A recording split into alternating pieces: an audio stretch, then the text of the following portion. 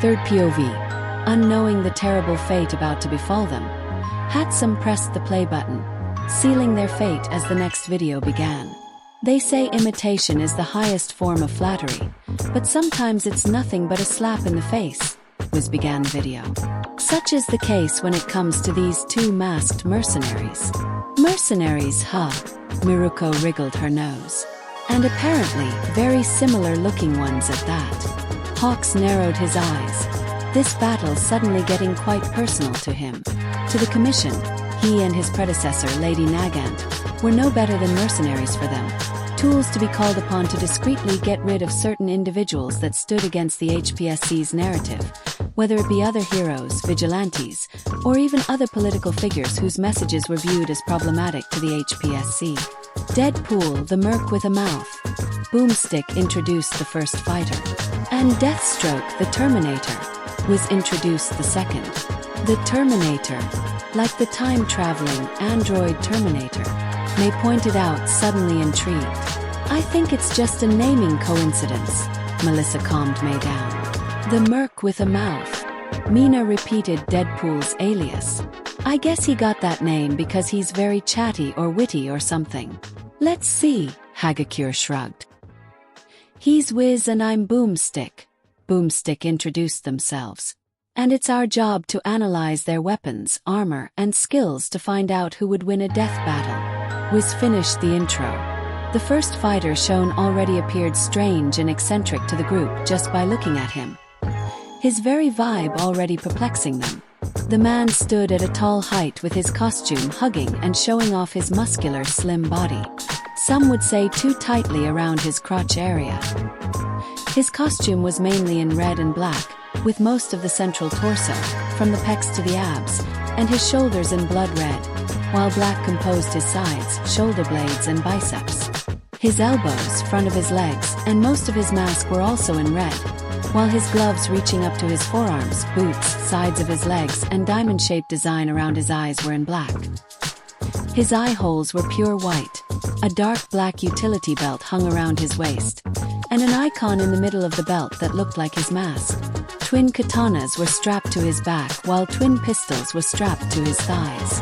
The group could feel that this fighter was odd just from the first images, with many of the younger crowd, especially the kids, believing he looked silly, while the adults could just feel that this guy has a couple of screws loose upstairs. Deadpool. You see him on t-shirts, internet memes, and everywhere you look at nerd conventions. Boomstick began, showing examples of his words like Deadpool posing sexually on a white shirt that says, "Feel the love." An internet meme of a monkey like Deadpool had the caption reading, "Nobody rustles my chimichangas." And a crowd of Deadpool cosplayers gathered and clapping for another one that was dancing while sporting gold chains around him.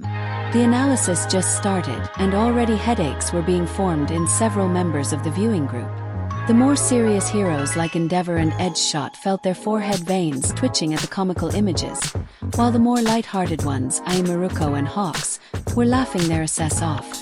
Momo and Ida felt their eyes twitch at the sight of Deadpool's t-shirt, dreading that things would only get worse from here. A fear only doubled by how loudly Kaminari, Mina, and Hagakure were laughing. But the story behind this popular anti-hero isn't as lighthearted as his joking nature would lead you to believe, was pointed out. So, he's considered an anti-hero, Ochiko pointed out. Like Vegeta and Shadow. Given how he's a mercenary, I doubt he would be considered a full-on hero like Spider-Man or Superman, Azui replied. Background. Real name, Wade Winston Wilson. Height, 6 feet 2 inches / 1.88 meters. Weight, 210 pounds / 95 kilograms. Place of birth, Canada. Aliases, Merc with a mouth. Regenerating Degenerate. Ninja Spider-Man. Lives with a blind elderly woman. An even more cliched cosplay subject than the Joker. Wade Winston Wilson was a globe-trotting mercenary looking for his chance to become the world's next greatest superhero, began Deadpool's analysis, with a show of Wade expertly slashing and blocking a hail of bullets with just his katanas. Jesus Christ, that's badass. Kamakiri grinned at seeing Wilson's feat on screen, daydreaming of doing the same with his blades. Then he was diagnosed with cancer, which hit him like a flaming semi-truck falling on his face, was revealed. Hisses and noises of sympathy were heard from multiple members of the group. Even in their world with quirks and advanced technology, cancer was still a plague and curse to many people across the globe.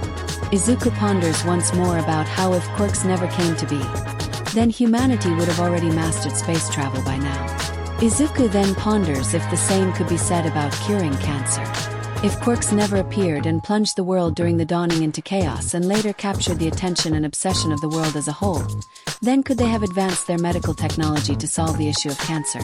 That's oddly specific, Boomstick muttered, suspicious. Moving on from a depressing constant of reality, Nizu scratched his chin at Boomstick's words.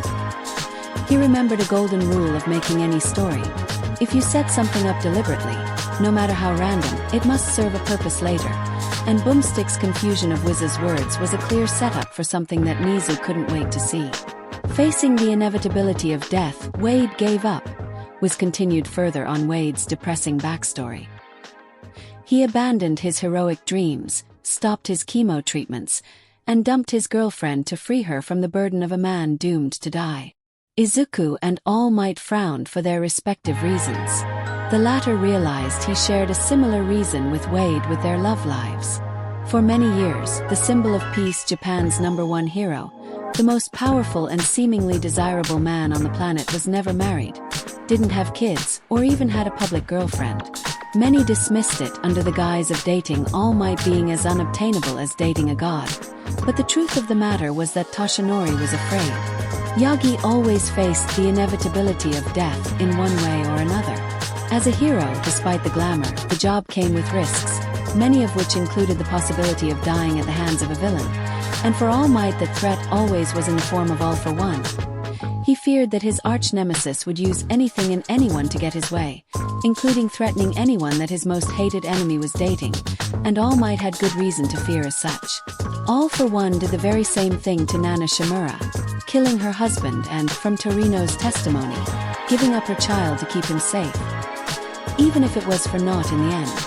And so, for all his years, All Might never settled down with anyone, dated, married, or started a family.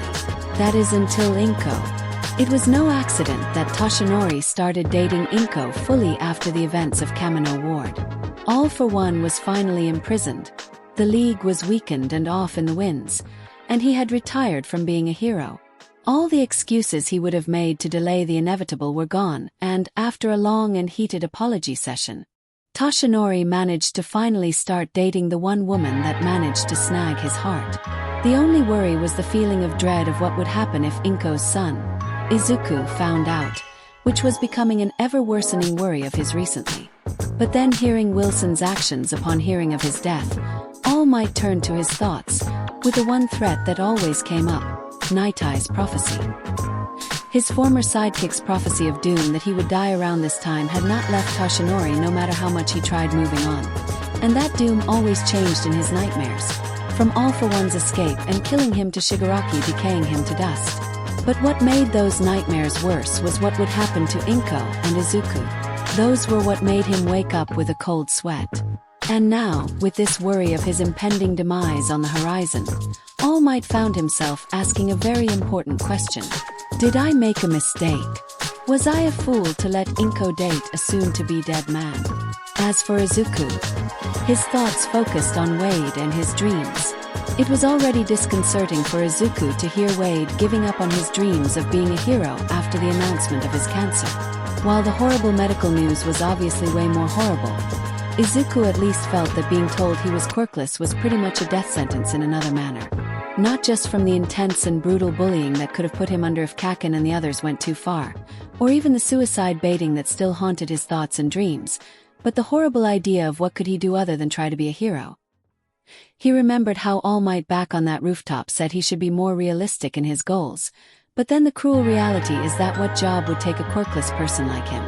While society says that you shouldn't use your quirks in public, many jobs ignore this and even hire people based on their quirks, like a strength-enhancing quirk for construction or a mind-reading or truth-telling quirk for a detective.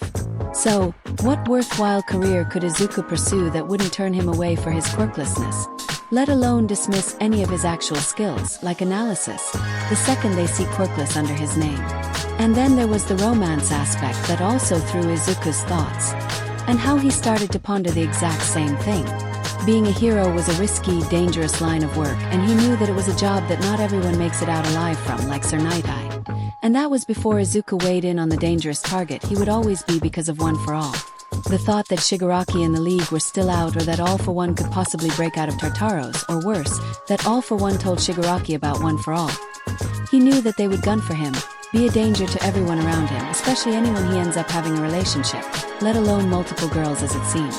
The thought of Shigaraki or All for One getting their hands on one of the girls he liked just to get at him.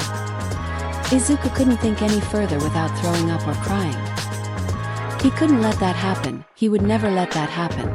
But then could the possibility of it happening only greaten if he was romantically involved with them? Izuku didn't know.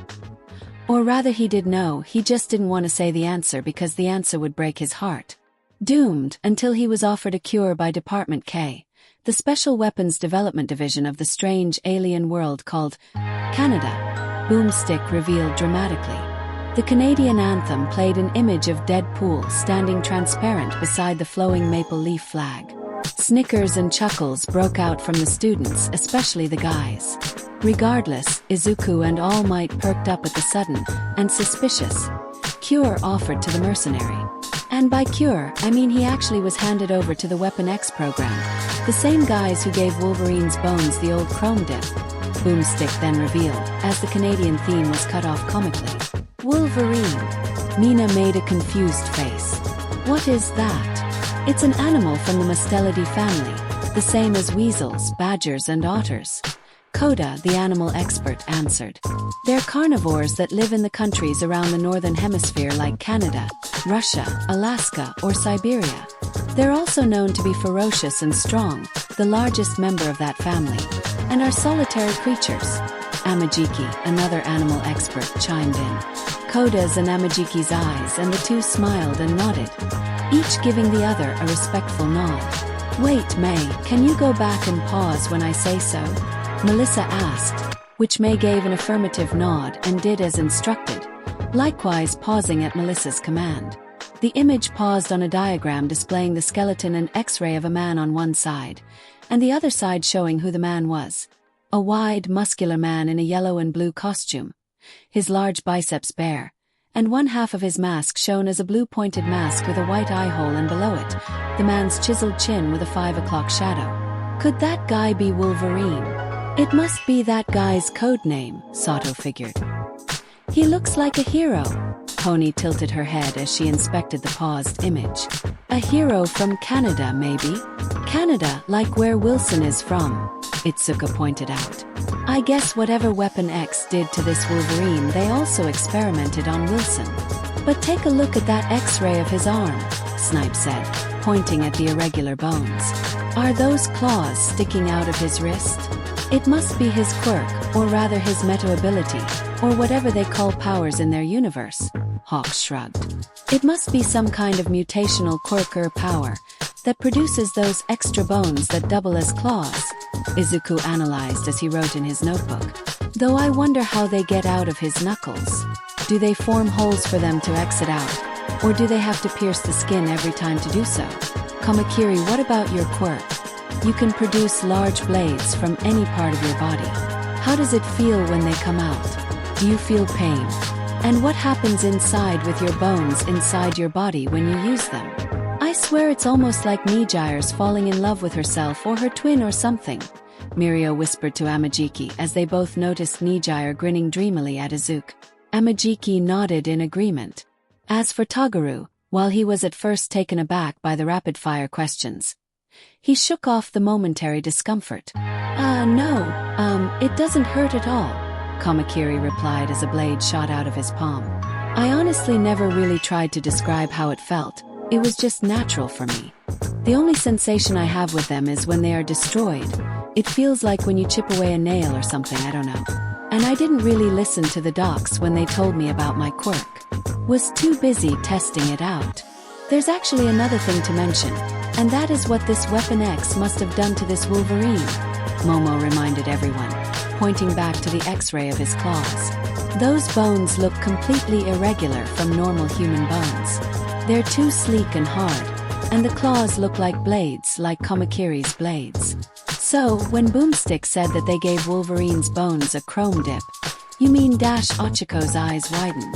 They must have injected and covered his bones with some metallic substance that was able to harden and permanently fixture itself onto Wolverine's bone structure, including his claws, Izuku concluded. It would theoretically make his claws all the more deadly and more durable to hits with a stronger bone structure.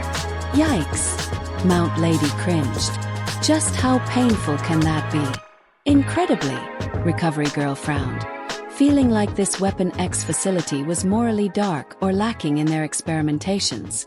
I'm surprised that this Wolverine presumably survived from the looks of things. They injected Wade with Wolvie's healing factor, Boomstick. Which I don't even know if that's possible. Do they have like a spare jar of essence of Wolverine? Or something? Wiz questioned. So, this Wolverine also has a healing factor ability, and they somehow were able to transfer some aspect of this ability over to Wilson, Ida frowned. But how can that be possible? It would be like Ida stopped himself before he could say it, but someone else didn't have the same restraint as him. Like medically transferring quirks from person to person, Bakuga said, giving a side gaze toward All Might and Izuku. Toshinori and Izuku froze, their minds conjuring up the memories of the Nomu and All for One. Toshinori looked over to Recovery Girl, Nizu, and Midnight, all of whom had various forms of frowns. Recovery Girl looked appalled by the medical malpractice involved. Nizu's frown looked rooted in hate and a bitter grudge, and Midnight's was sad and haunting, as all four of them thought about Dr. Garaki, the theorized main creator of the Nomu and All for One's benefactor or ally. With the ability to heal from anything, his body became a surgical playground for Dr. Killebrew and his assistant Ajax. Boomstick went further into the revelation, showing two men, one a doctor and the other a suited bodyguard of sorts, laughing at Wade's pain and misery. Just like Operation, only constantly hitting the sides. Wade's disfigured face was edited over the head of the man from Operation, with the player hitting the sides and a buzzer sounded. How horrible! Momo gasped, completely appalled and horrified by the absolute cruelty on display by those men. Scumbags, Setsuna growled. With a regeneration quirk of her own, she easily imagined herself in Wade's position and being a surgical playground for those two. And she couldn't remember the last time she ever felt such hate and disgust toward another living person as she did toward Ajax and Killebrew. But hey, at least he doesn't have cancer anymore, Boomstick said, trying to put a positive spin on things. Well, actually he still does, was clarified. His cells just regenerate faster than the cancer can kill him. Beneath the red and black spandex, he's basically a giant walking tumor, which can talk. A lot. The screen showed Wade's real face, horribly disfigured. Ah! Many of the group jumped, and some exclaimed at the hideousness that they were seeing. Hagakure, Pony, and Kinoko covered their horrified eyes. Izuku and Mirio fought off their surprise and disgust to cover Kuta's and Eri's eyes. Some even felt so disgusted that another puke bag was used up for them. Oh my god! Mina gasped, gulping back down the rising bile in her throat. Oh, I think I'm going to be sick, Pixie Bob gagged. I wouldn't blame you, Mandalay admitted, likewise disgusted at what Wilson had become. Jesus, even Patchwork didn't look as grotesque as that. Miruko momentarily shivered in disgust, remembering that even with Dobby's burnt skin, he looked like a goddamn model compared to this walking abomination. I have seen ghouls and undead horrors comelier than this, Reiko cringed. Ah, kill it with fire, Boomstick yelled with horror. Oh wait, we can't. As disgusting as that hideous face is, at least we know how super well that regeneration works. Setsuna tried putting her own bright spin on things. His regeneration can apparently heal and sustain him even with the cancer still active, and he must be able to even regenerate from severe burns if Boomstick's comment that killing him with fire wouldn't work is to be believed, Ryukyu analyzed. A pity. I would have done him a service in putting him out of his misery. Endeavor cringed in disgust at Deadpool's face. Trust me, number one, you would be doing all of us a blessing. Hawks threw his hands around. Mainly our poor, scarred eyeballs. Meanwhile, among Killebrews' other prisoners, a gambling ring was formed, Wiz continued. Patients would place bets on each other's survival under the knife. Well, if inhuman experimentation isn't enough, you can also add kidnapping, unlawful imprisonment, and borderline torture to the list, Midnight muttered, her anger rising with every scene and injustice. She could imagine just how Dr. Garaki did something similar to Shirakumo's corpse in the making of Kurogiri, and more with every Nomu that the League has ever created. Kayama could confidently state that there would be no level of hell deep enough to house scum like the man responsible. And these bets were placed of what they called the Deadpool, Boomstick revealed. Get it? 'Cause it's kinda where his name comes from, oh you'll see. Fitting I suppose, Shoda shrugged. Hey, there can be worse names to call yourself, Sen grinned mischievously. Like Blow Hard, or King Explosion's Murder. Cozy Eye slumped depressingly in his seat while Bakugo had to be tied down again from launching up and exploding Kaibara. Unfortunately for Killebrew, Wade had somehow gotten superhuman strength, speed, and stamina, because I guess they got a jar filled with that shit too, was accepted reluctantly. He used these skills to kill Ajax and make a dramatic escape. Free at last, his fellow inmates inspired him to take on his now famous namesake, Deadpool. Deadpool, yeah. Suddenly, Deadpool himself appeared on screen and exclaimed. Blinks of surprise and confusion spread like a cancer across the group.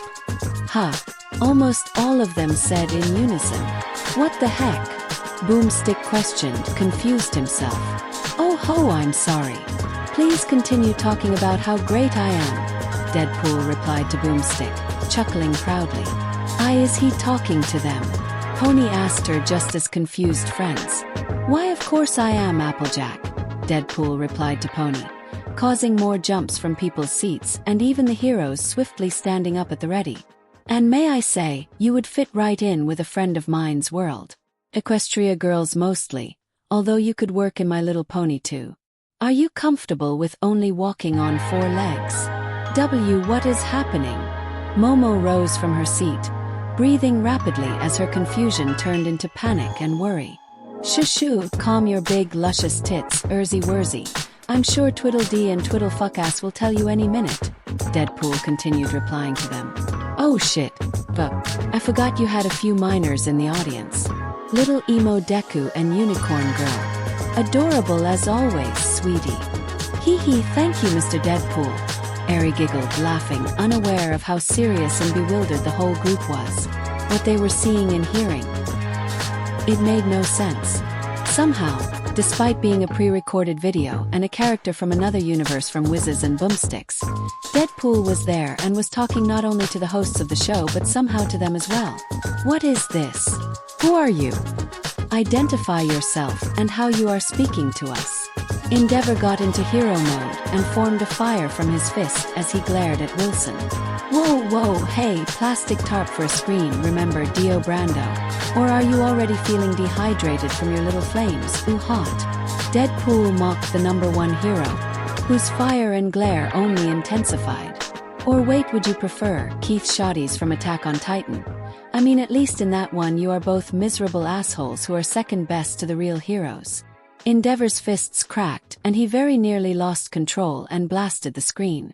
Okay, what the hell is going on? Bakugo likewise jumped from his seat, threateningly popping miniature explosions, an angry, annoyed expression on his mug. Start talking, you walking, pimply avocado. How are you talking to us? Spill or we'll see how well your regeneration works. Ooh, I'm so scared of you, overrated firecracker. Deadpool mockingly shuddered. What you gonna do? Tell me to jump off a building too. Bakugo gaped, the explosions in his hands dying. Izuku's eyes widened, horrified. The rest of the students and even some of the teachers and pros looked between Deadpool and Bakugo with confusion. Among them, Kirishima and Mina looked confused and aghast at what Deadpool just said. Nijire's cold gaze returned, shifting horrifically slowly like she was a possessed doll. her nasty suspicions from earlier suddenly growing worse as she was more and more sure what Bakugo was. Or still is in her opinion. Enough! Nizu called out in a loud voice. The uncharacteristic anger and seriousness in his voice freezing all the students, teachers, and pros from jumping at the screen. When they looked at the rodent principal, his hard glare quickly made them all fall in line and stand down without another word. Suddenly, it became clear to the students why he was UA's principal. Nizu shifted his gaze toward Deadpool, who was seemingly leaning on the bottom of the screen sassily and unaffected. Mr. Deadpool. Oh shucks, Mr. Deadpool was my father. Just call me Dr. Deadpool MD. Deadpool replied. And in a split second Deadpool vanished under the screen and reappeared wearing a doctor's coat and a stethoscope around his neck. Nizu gave a chuckling hum. Okay, Dr. Deadpool MD, Nizu said, playing along with the merc with a mouth. You appear to be able to see and communicate with us despite you being a part of a pre-recorded video, correct? Duh. It's what every comment and reviewer has pretty much been asking since 2020, Deadpool replied. I see. Even Nizu had no clue what Deadpool was referring to but continued. I am to assume that this video will answer to us why you can do this. Pretty much, Deadpool shrugged. And I am right to believe it is not something as simple as you somehow hacking our systems and projecting yourself from outside this room, yes? Nizu questioned. You think I'm smart enough to hack your systems? Oh, Nizu, you know you should say flattery like that for the third date. Deadpool spoke with a sultry voice that made several of the students crack smiles and giggles. Getting his answer, Nizu just smiled it off. And you pose no threat toward my students, staff, or guests, correct? Are you kidding? I love you guys.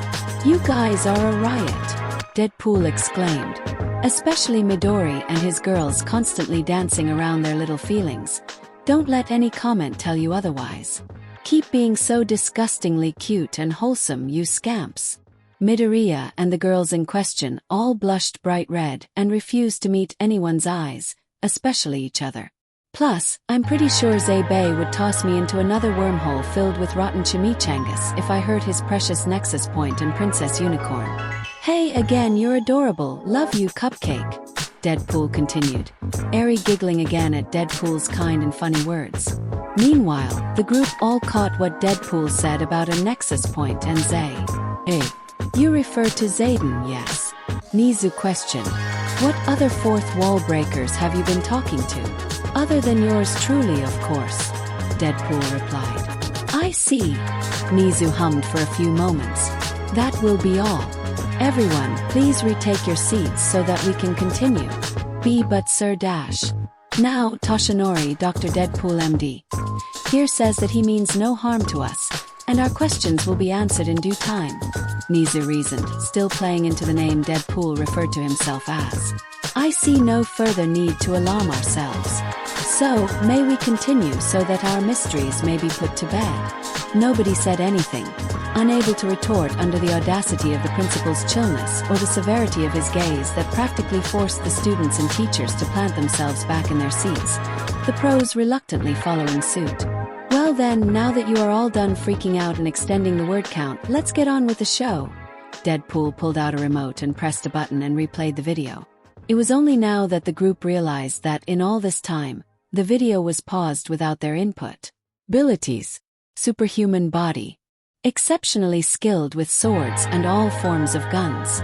Mastery in assassination techniques and numerous martial arts. Superb healing factor. Magic satchel. Contains various items regardless of continuity. Includes teleportation belt, machine guns, katanas, pistols, and other things. Fourth wall awareness. Raging sex machine. I was afraid of this, was groaned to himself. See, Deadpool somehow possesses a unique awareness of whatever media he's in. Whether there be comic books, games, TV shows, or an awesome internet show.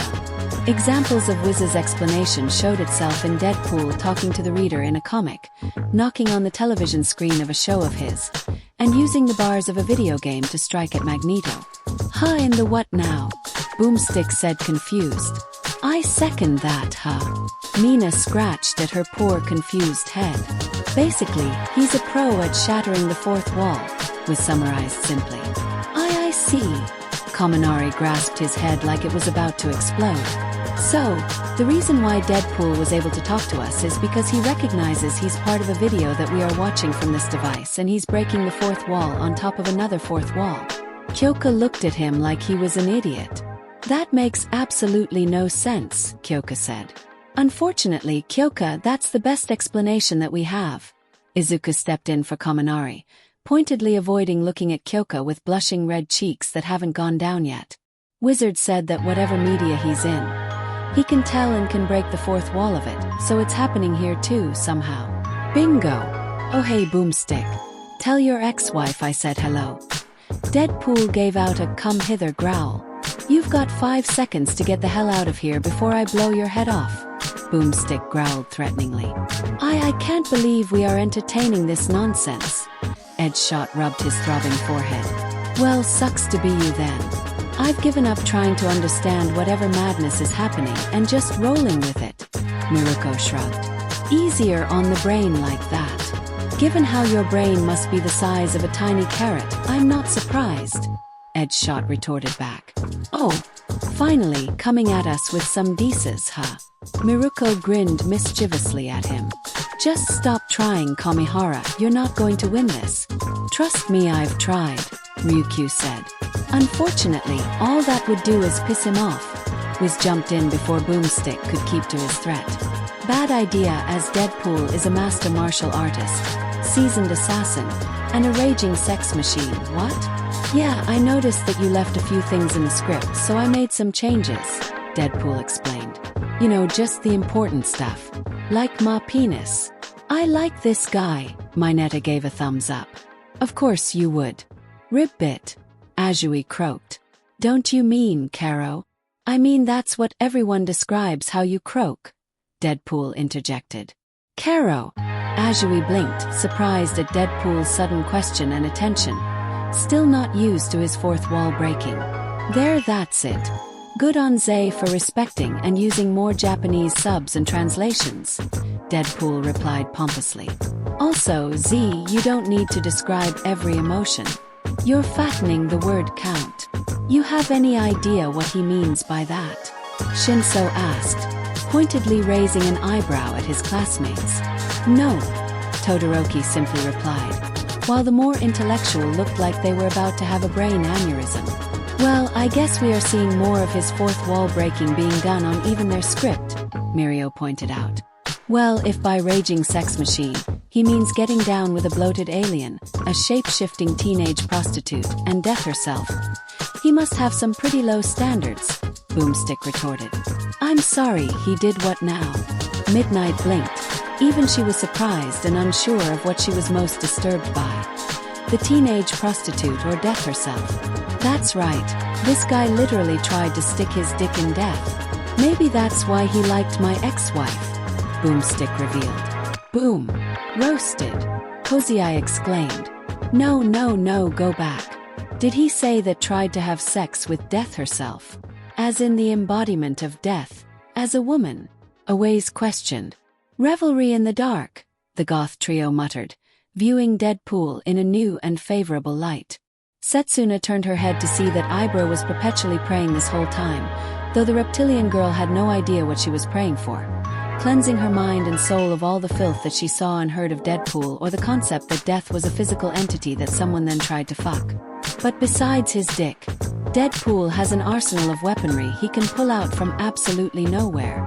Boomstick continued, showing the regenerating degenerate pulling out a machine gun out of nowhere. This is an animation technique commonly called the magic satchel, was explained. Ooh no, call it by the more popular name. Hammerspace, Deadpool exclaimed. Oh wait, this video was posted in 2014. You haven't seen Across the Spider-Verse yet and won't for another 9 years. My bad. Call it however you want, though its existence as an actual thing is preposterous, Wiz replied. Oh yeah, watch this. Deadpool reached out from the pit of the satchel and pulled out a large elephant like pulling out a rabbit out of the top hat. The elephant even trumpeted. I hate you, both Momo and Ida said, staring dead-eyed at the affront to physics that Deadpool has become to them. I hate you, was likewise declared annoyed at the same time as Momo and Ida, unknowingly. Ah, I hate you all too, Deadpool replied in a lovingly sarcastic manner. Me too, Boomstick jumped in. Is he saying that he hates Miss Momo and Uncle Ida, or Mr. Wiz and Mr. Boomstick? Eri questioned. Why can't it be both? Deadpool shrugged his shoulders. Also, I better not hear you say hate anymore from you, young lady.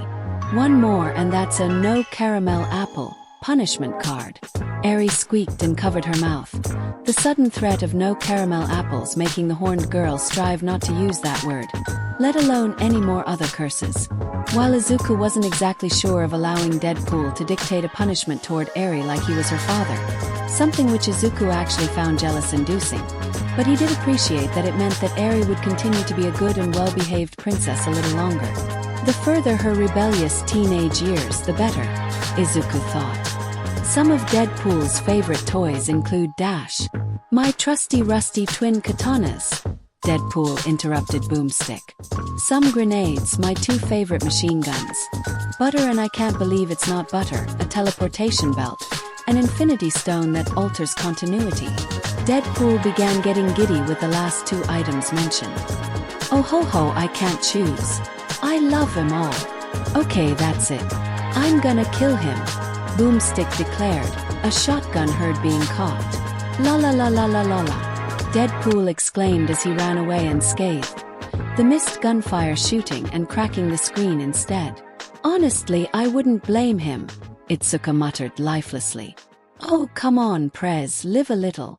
Setsuna wrapped the arm of her floating upper body around Itsuka's shoulders. The guy's fun, if not a tad bit insane. We already have you for that, Itsuka retorted.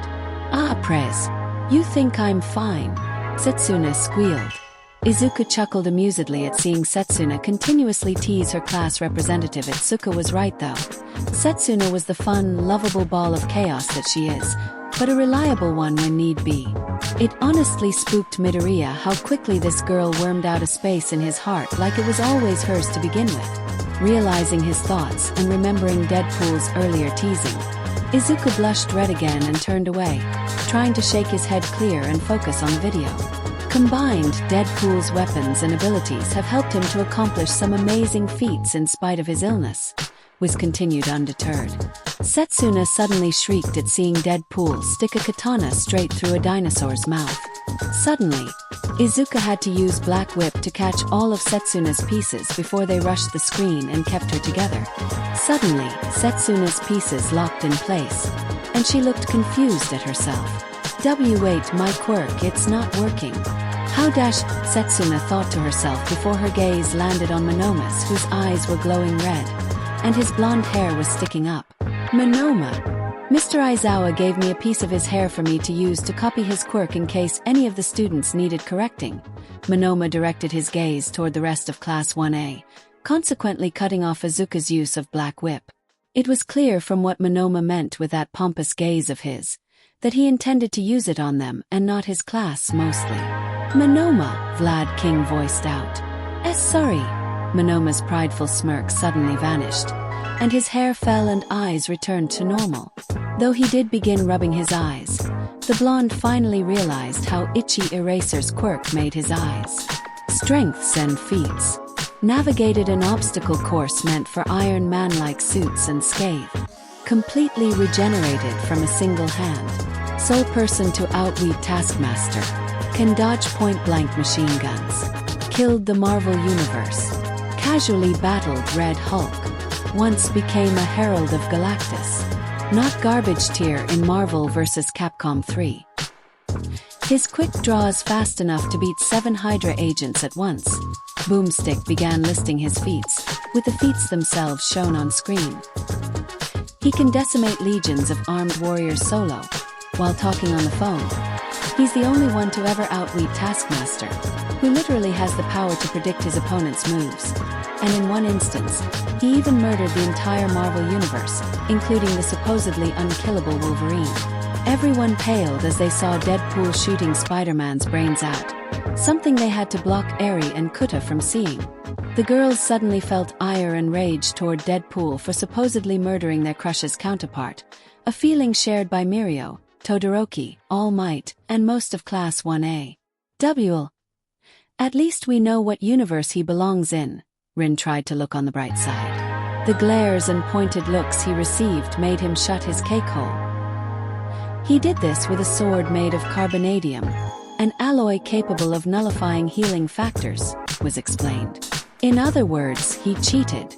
Moving past that, whatever this carbonadium is, if it can nullify healing factors, then it would also be a detriment to Deadpool if his opponent managed to steal it and use it on him, Momo deduced, momentarily ignoring the murdering her Izuku's counterpart thing. Meanwhile, Izuku and Melissa had to keep Mei from hounding the box for details on this carbonadium. I find his most notable feat also being outwitting this taskmaster person, Todoroki spoke. If what Boomstick says is true, then being able to outwit a person with the ability to predict your moves is impressive. That means that guy must be so insanely unpredictable that he can do pretty much anything at any given time, Ojiro summarized. That's going to be one hell of an opponent to face, and that's without taking his healing factor into account. He survived skyscrapers collapsing on top of him, having his heart ripped out, his head blown to bits, and even his entire body melted into a puddle. Boomstick continued listing Deadpool's feats. Amazing. 13 was left in reluctant awe at Deadpool's level of regeneration. And in the list, one said that he regenerated from just a single hand. That is just so goddamn broken, Fat Gum scoffed, finding it unbelievable that anyone could come back from that. All Might frowned though as he remembered how he was confident that he had killed All for One by crushing his entire head. His wound and his retirement were the price he paid for his overconfidence. But his regeneration is also responsible for one of his greatest downfalls, was stated. This power has trained him to think he's invincible and has become quite careless in battle. Well, I mean, with that kind of healing, isn't he? Kaminari threw his hands up in an I don't know expression. Not unless that carbonadium also works on him, Shoji pointed out. And that's just if his extreme ADHD hasn't already put him into a bind, Boomstick mentioned. Yet there are few more deadly than the regenerating degenerate, was admitted. Really, Deadpool finally accomplished his dream of becoming the next great superhero. Ah, that's sweet of you guys. Wanna see me naked? Deadpool asked suddenly. Izuku and Mirio quickly planted their hands over Ares and Kuta's eyes, even as the classmates joined in Wiz's next sentence. Wait, what? No dash. Deadpool shows them his naked frame from the comic. My eyes! Kaminari and Mineta exclaimed, their wide eyes horrified and comically set on fire from the horror burning into their retinas. Welp, I know I won't be sleeping well tonight. Kirishima depressingly looked down, as if all life was drained from his eyes by one scene. Ack, my eyes! Boomstick groaned. Can't claw them out fast enough. I don't want to live in this reality anymore. Momo wept, turning to Izuku to hug her sorrows away, which he was able to reciprocate after trading his arms and hands over Ares and Kuta's eyes for Black Whip. Great, I lost my appetite forever, Mount Lady set aside her popcorn. So, can I have that? Fat Gum asked. His reply was the bag of popcorn thrown and landing on his face. Fair. Fat Gum's muffled voice was heard through the bag as he munched on the popcorn. And now you're scarred for life. Let's see my competition, Deadpool declared. Overall, the merc with a mouth definitely left a lasting impression on the entire group.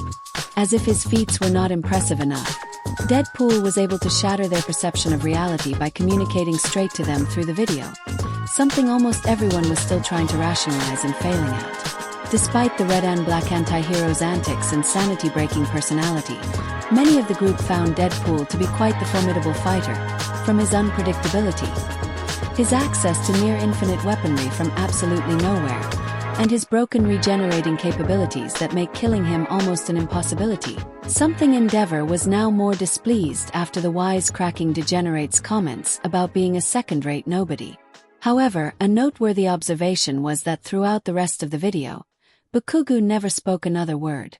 After sitting back down in his seat, the explosive blonde made no sound, no movement. One would believe that he was a statue, but his constantly moving eyes gave him away. They look haunted, panicked as the blonde processed Deadpool's jab at him. He knows. He knows what I did. And he nearly told it to everyone. Bakugo thought, horrified. One of his greatest fears was exactly this. His treatment of Izuku suddenly coming out and how everyone would treat him. The old Bakugo would not care about the opinions of his class of extras. But now things were different. Katsuki imagined his squad looking at him with disgust and leaving him, wanting nothing to do with him. He thought of Kirishima, his closest, truest friend since Izuku, looking at him with hateful, disgusted eyes, calling him an unmanly bastard, and then walking away, leaving him alone. He thought of a certain vine-haired holy girl looking at him with hatred, cursing and calling him a devil, and wanting nothing to do with him. The very thought broke something in his chest. And it wasn't just feelings. Bakugo worried that his deepest, most shameful secret would come with real, professional consequences. UA had made it clear that bullying was not tolerated, and they only accepted the most upstanding and talented of students. While Katsuki Bakugo was talented, no one could argue that, but upstanding is not what he would admit of himself. He imagined that any infractions he would have had of bullying Izuku had been swept under the rug or not even reported by Aldera, those coat-tailors probably wanting to ride on his fame and success. Bakugo worried that Nizu and the teachers would see him complacent in this, expel him, and maybe even ship him off to a juvenile facility for years of illegal quirk usage and assault. His dreams of becoming a hero would be shattered forever, and he wouldn't be able to argue or fight it. And worst of all, were All Might and Izuku. All Might already knew that he had bullied the nerd. He confronted him of it earlier today in the USJ. But the retired pro only gauged his misdeeds as that of a simple bully. His actions weren't that of a simple bully.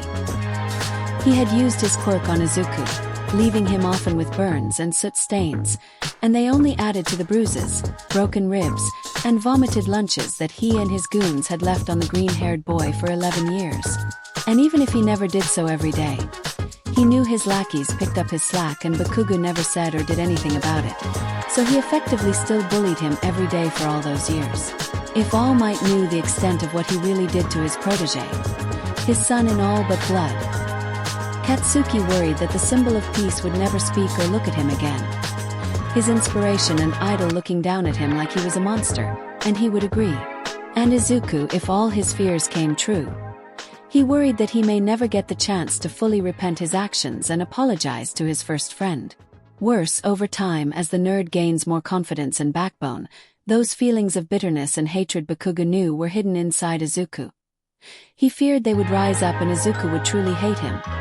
He would never truly forgive him, and his oldest friend he betrayed would be lost forever, and it would all be his fault. Bakugo nearly hurled, but he kept himself firm and unflinching, working hard to not look distressed enough for the others to see, pondering how did Deadpool find out about his and Izuku's past.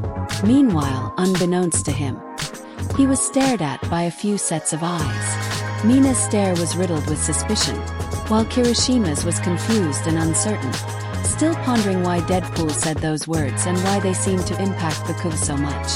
All Might gazed down at Bakugo, remembering their talk from earlier and Deadpool's words unveiling something that All Might dreaded to believe. Mijire stared hard and hatefully at Katsuki Bakugo as her mind began piecing together the dots behind his and Izuku's history. Finally, Izuku stared at Bakugo, his former tormentor, blank and empty. Moving on, the second fighter shown was arguably more intimidating than the fourth wall-breaking ninja and looked more like a highly lethal mercenary. The man stood tall and muscled under his mainly orange and black suit. Some variations show the mercenary with lighter, leather suits, some more metallic or armored. What stayed consistent with the many images was a similar set of weaponry, from machine guns and pistols, a sniper rifle, a bow staff, katanas, a large sword, and his mask. The iconic mask of the assassin was entirely black on one half of the mask, and often with no hole for the eye or replaced with a red visor, while the left side was orange and with an eye hole showing a menacing stare. Black ribbons were often hanging from the back of the mask. Deathstroke. In the history of the DC Universe, there has never existed a more lethal tactician and soldier than Slade Joseph Wilson, which began by naming the assassin's real identity. DC, Izuku muttered as he looked over his notes. Interesting. Found something, Izuku? Melissa asked. Wizard said that Deathstroke belongs to the DC Universe, making him the fourth one from that universe, same as Superman, Batman, and Wonder Woman, Izuku pointed out. Huh, so he's from that world, Todoroki muttered as he thought. And pardon if this seems a bit profiling, but he doesn't strike me as the heroic type like those three, or an anti-hero like Wilson. It's more than that, Izuku continued. I also noticed that, if you include Batman's second match, this is the fourth time that they have fought against characters from the Marvel Universe. Marvel? Momo questioned. You mean Deadpool's and Spider-Man's world? Along with Rogue, Captain America, and Thor, Izuku nodded. Rogue, Captain America, and Spider-Man all also fought against a member of that universe. I see what you mean, Mr. Midoriya, Nizu nodded. You mean to say that these universes are connected in some way, or are at least so similar that they are paired with each other deliberately? Something like that, Izuku rubbed the back of his neck. Both worlds do seem to have a history of superheroes and villains like our own, Midnight pondered. Not to mention, the beginning of this video said something about imitation between Deathstroke and Deadpool, Snipe pointed out. Maybe in Whizzes and Boomsticks, both these worlds see these superhero worlds as like comics, and that one or the other was seen first as the original, and the other an imitation of the former. Cementos nodded along. Even this Deathstroke's last name is the same as Deadpool's, Wilson.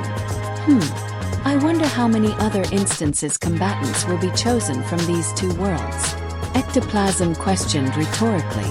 Background. Real name. Slade Joseph Wilson. Height. 6 feet 4 inches / 1.93 meters. Weight, 225 pounds. / 182 kilograms. Alternate alias. The Terminator. Known for terrorizing a certain group of teenage superheroes. Will shoot children in the knee point blank using a shotgun. Has yet to be accurately portrayed outside of his comics. After illegally joining the US military at the age of 16, he fought in Korea for years where his skill earned the attention of an experimental serum program and the lovely Captain Adeline Kane, was continued. 16. David blinked, shocked to find that the US military would ever stand or be desperate enough to allow for such a young recruit. This is sounding suspiciously like the origin story of Captain America, Boomstick said, showing a still skinny Steve Rogers with Captain Peggy Carter. Isn't that also the girl that shot at him with his shield as a test? Jiro pointed out. Yeah, and she was badass, Setsuna grinned, somehow feeling a connection to the British spy. Slade actually gets the girl, was clarified. Hopefully, after Slade became of legal age, Ryukyu said, gazing deliberately at Maruko. Don't give me that look. I said I was only interested, not that I suddenly wanted to bang the guy. Maruko glared back at her friend. Plus, the kid is already of legal age by our country's standards. Just don't make it a headache for the rest of us. Ryukyu sighed and shook her head. Oh, never mind. But does he steal cars? Boomstick asked, showing the American-themed superhero hijacking a poor man's car. Izuku. Achiko pouted at Midoriya. I am sorry. I wouldn't do that. And I'm sure my counterpart had a reason for doing that since it was probably back in World War II or for an emergency and dash. Izuku stuttered and tried excusing the captain's actions. Relax, Midoriya, Uraraka's just teasing.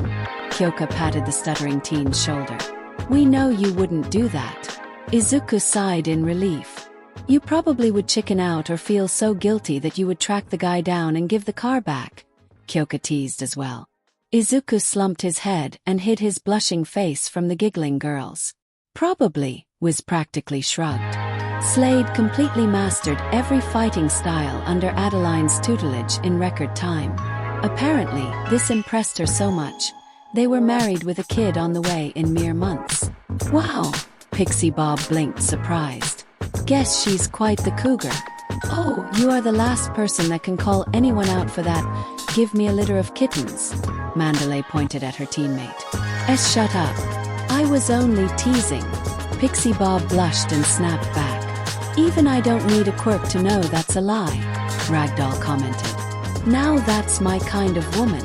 Boomstick chuckled. Oh, you're a badass. No roses. No dates. Let's fight people, get married and plow. While Miruko still ignored Ryukyu's blatant stares, Miruko did take the opportunity to at least indulge and imagine that surprisingly appealing relationship. As she did descend into her mind space and imagine hopping along the rooftops, taking down baddies, getting married, and plowing like a bunch of horny bunnies, the only person that took the spot of her significant other was a certain green-haired dork with lightning sparking around him.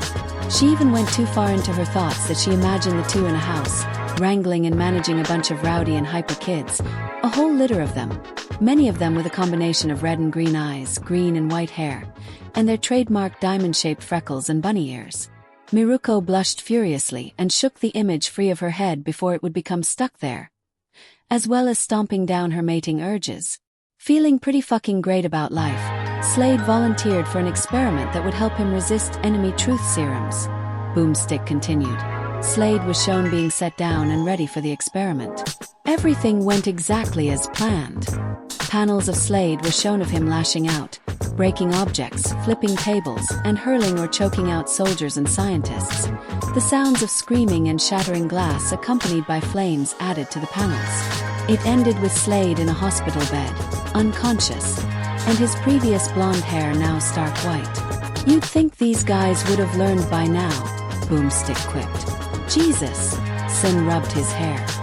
It's like they were trying to make their own Captain America, and shit the bed thoroughly by comparison. I'm guessing a lot of those soldiers and scientists didn't make it out in one piece, Hananuki muttered. Wouldn't you know it, the injection did not have the effects they were looking for. But instead of ruining his life forever, the experiment accidentally transformed Slade into the deadliest assassin in the world, was revealed. A Terminator, if you will. Talk about failing successfully, Mirio chuckled. Which begs the question, what on earth does the US military think is in truth serums? Wiz asked, bewildered. Usually a mix of ethanol, scopolamine, 3-quinaclidinylbenzoate, midazolam, flunitrazepam, sodium thiopental, and amobarbital. Yaoyorozu listed off the various elements needed for the psychoactive drugs people often summarize colloquially as truth serum, as well as other ingredients. I'm pretty sure she made half of those words up, Mina blankly accused. Nizu chuckled amusedly, wondering if perhaps he should ask Yaoyorozu to brew him a batch of truth serum with her quirk and subtly lace it in every student's drink to find out who the UA traitor is. At least for a split second before the obvious ethical, moral, and legal problems that would arise from such an act that would send Nizu packing for Tartaros in seconds. Plus, as a subject of experimentation, he would not subject any of his students to such acts. Not unless he was truly desperate. Slade rose as a new man known to the world as Deathstroke. Boomstick unveiled the Terminator's iconic blue and orange suit in all its glory. Or at least he would have if the image of Deathstroke hadn't been defaced by a top hat, monocle, mustache and all. The act brought many of the students and even adults into full-blown laughter. Only a few obvious, serious individuals decide to collide their foreheads with their palms. Really? Wiz questioned dryly. Don't forget to like, fave, and subscribe. Whoop-whoop-whoop-whoop-whoop-whoop-whoop. Deadpool quickly said before running away. If I ever see that man, I will burn him into ashes and see if he comes from that, Endeavor snarled. He probably will, Hawks chuckled. Abilities. Enhanced mind. Blazingly fast reaction times. -9 times the normal processing speed. Enhanced body. Superior strength, speed, and durability. Adaptive healing factor. Mastery in boxing, jujitsu, karate, ninjutsu, and sword fighting. Extensive knowledge of battle tactics. Deathstroke is nearly superhuman. Boomstick began listing his abilities. He can hit harder, run faster, react quicker, and push himself longer than an Olympic athlete. Plus, he can use 90% of his brain, unlike the average 10%. Incredible! Momo gasped. To be able to use that much of the power of the mind. What I wouldn't give for that ability. No offense, Yamamoto, but we all thought you already did, Jiro teased, causing the students to laugh and Momo to blush embarrassingly. It's fine, Yairozu. Izuku patted the girl's knee. Your mind is already wonderfully brilliant as it is. Momo blushed scarlet. I thought I told you to call me Momo, Izu. Momo pouted at her crush. Oh Jesus! Could you imagine if Midoriya was able to use 90% of his brain power? Kaminari shuddered. The rest of the students likewise imagined the analytical genius of Izuku Midoriya, now able to process information 9 times more effectively. They all shuddered with terrible dread. We wouldn't stand a chance. Rin shivered as he suddenly felt cold. Hey, now that I think about it, what about you, Nizu? Snipe turned to the genius principal of UA. With your quirk, how much of your mind are you able to use? Must be pretty high, right? Nizu stared at Snipe silently, his blank eyes and thin smile getting increasingly unnerving for the adults as he remained silent. Right.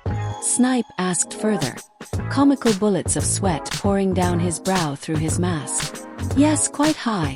Nizu's smile grew as he chuckled and laughed, though that smile and laugh was so sinister that the adults were sure that they wouldn't be sleeping well today.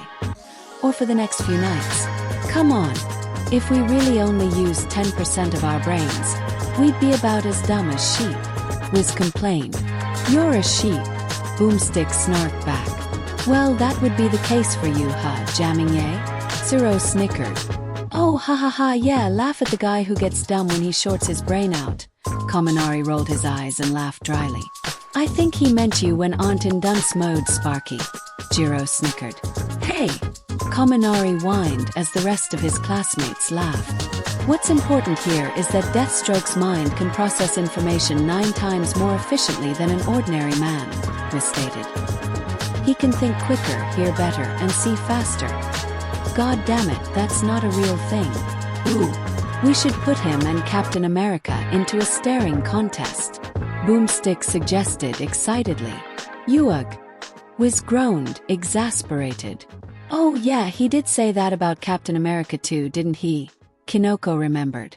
I think with how Slade is missing one eye, he would be at a disadvantage, Setsuna pointed out. Oh man, I'm pretty sure Mr. Aizawa would be the king of staring contests. Sato chuckled to himself. Wait, Setsuna brings up a good point, Itsuka interrupted. Deathstroke in his mask is always shown to have the right eye covered. Why is that? I'm sure they will explain it eventually, Yui replied.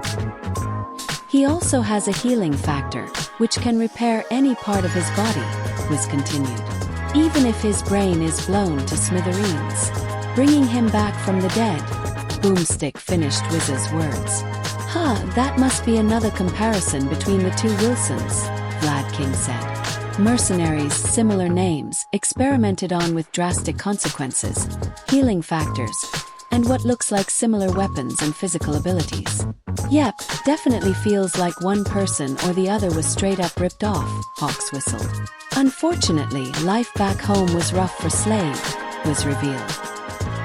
His abilities were put to the test when his son was kidnapped by a group of rival mercenaries. Despite a successful rescue, his son lost the ability to speak. This was shown as Slade killing the mercenary that held his son hostage, but with a slip of the dead man's hand, the knife cut the boy's throat, spilling blood and destroying his vocal cords. Koda, Shinso, Jiro, and Hagakure all rubbed their necks, shuddering at the thought of losing their ability to speak and all the negative consequences that would follow. For Koda and Shinso, it was from a technical standpoint with their quirks. Their quirks revolved all around speaking. Shinso had to speak to people to get them brainwashed, and Koda had to speak to animals to get them to listen and follow his orders, so if they ever lost the ability to speak, that would be game over for them. Yeah, Koda admitted that he was tall and strong, and Shinso felt grateful to Aizawa for teaching him how to physically defend himself with his own capture scarf, but without their quirks, they couldn't imagine surviving being heroes long without them before being forced to retire, if they come back from a fight at all. For Jiro and Hagakure, It was more of a personal consequence that would happen. Jiro was a singer, and ever since the school festival, she had resolved to be both a musician and a hero, following both of her passions rather than choosing between them. And while she could still be a musician and good guitarist without her voice, the thought of never being able to sing again was horrifying for Jiro. And for Hagakure, while she wasn't a singer, the thought of never being able to speak was also equally horrifying. Her voice was the only she had to get people to notice her past her invisibility. Her hands weren't visible unless she had gloves on, so the thought of people unable to see her or acknowledge her without her voice almost made the girl devolve into tears. I would have added manga to this group as well, but what vocal cords are there to cut? So, his ungrateful wife lashed out in rage and Slade was never the same, Boomstick said, showing Adeline pointing a gun at Slade's head. Literally, Wiz agreed as the screen went black and a gunshot was heard. But he's one step closer to his secret dream of becoming a pirate, Boomstick joked, now showing Deathstroke. His mask pulled up to reveal the eye patch over his right eye. Why would she do that? Eri whined, sad even for Slade. Well, I'd imagine that she responded angrily to this because she blamed Slade for the event occurring, Ida answered. The mercenaries were there for him, and perhaps if Slade was faster or more careful his son wouldn't have dashed. Azui cut him off by elbowing his gut, before walking over and patting the girl's head. I'm sure she was just angry and not thinking clearly is all, Azui motherly comforted the sad girl. People do stupid things when they are upset, like being mad at their friends when they endanger themselves. Azui looked down, sad and ashamed of her anger toward her friends when they risked their lives trying to find and free Bakugo from the League. But they serve as a lesson to think more carefully and not act stupid. Right, Eri nodded. What do smart girls do? Don't act stupid, Eri smiled.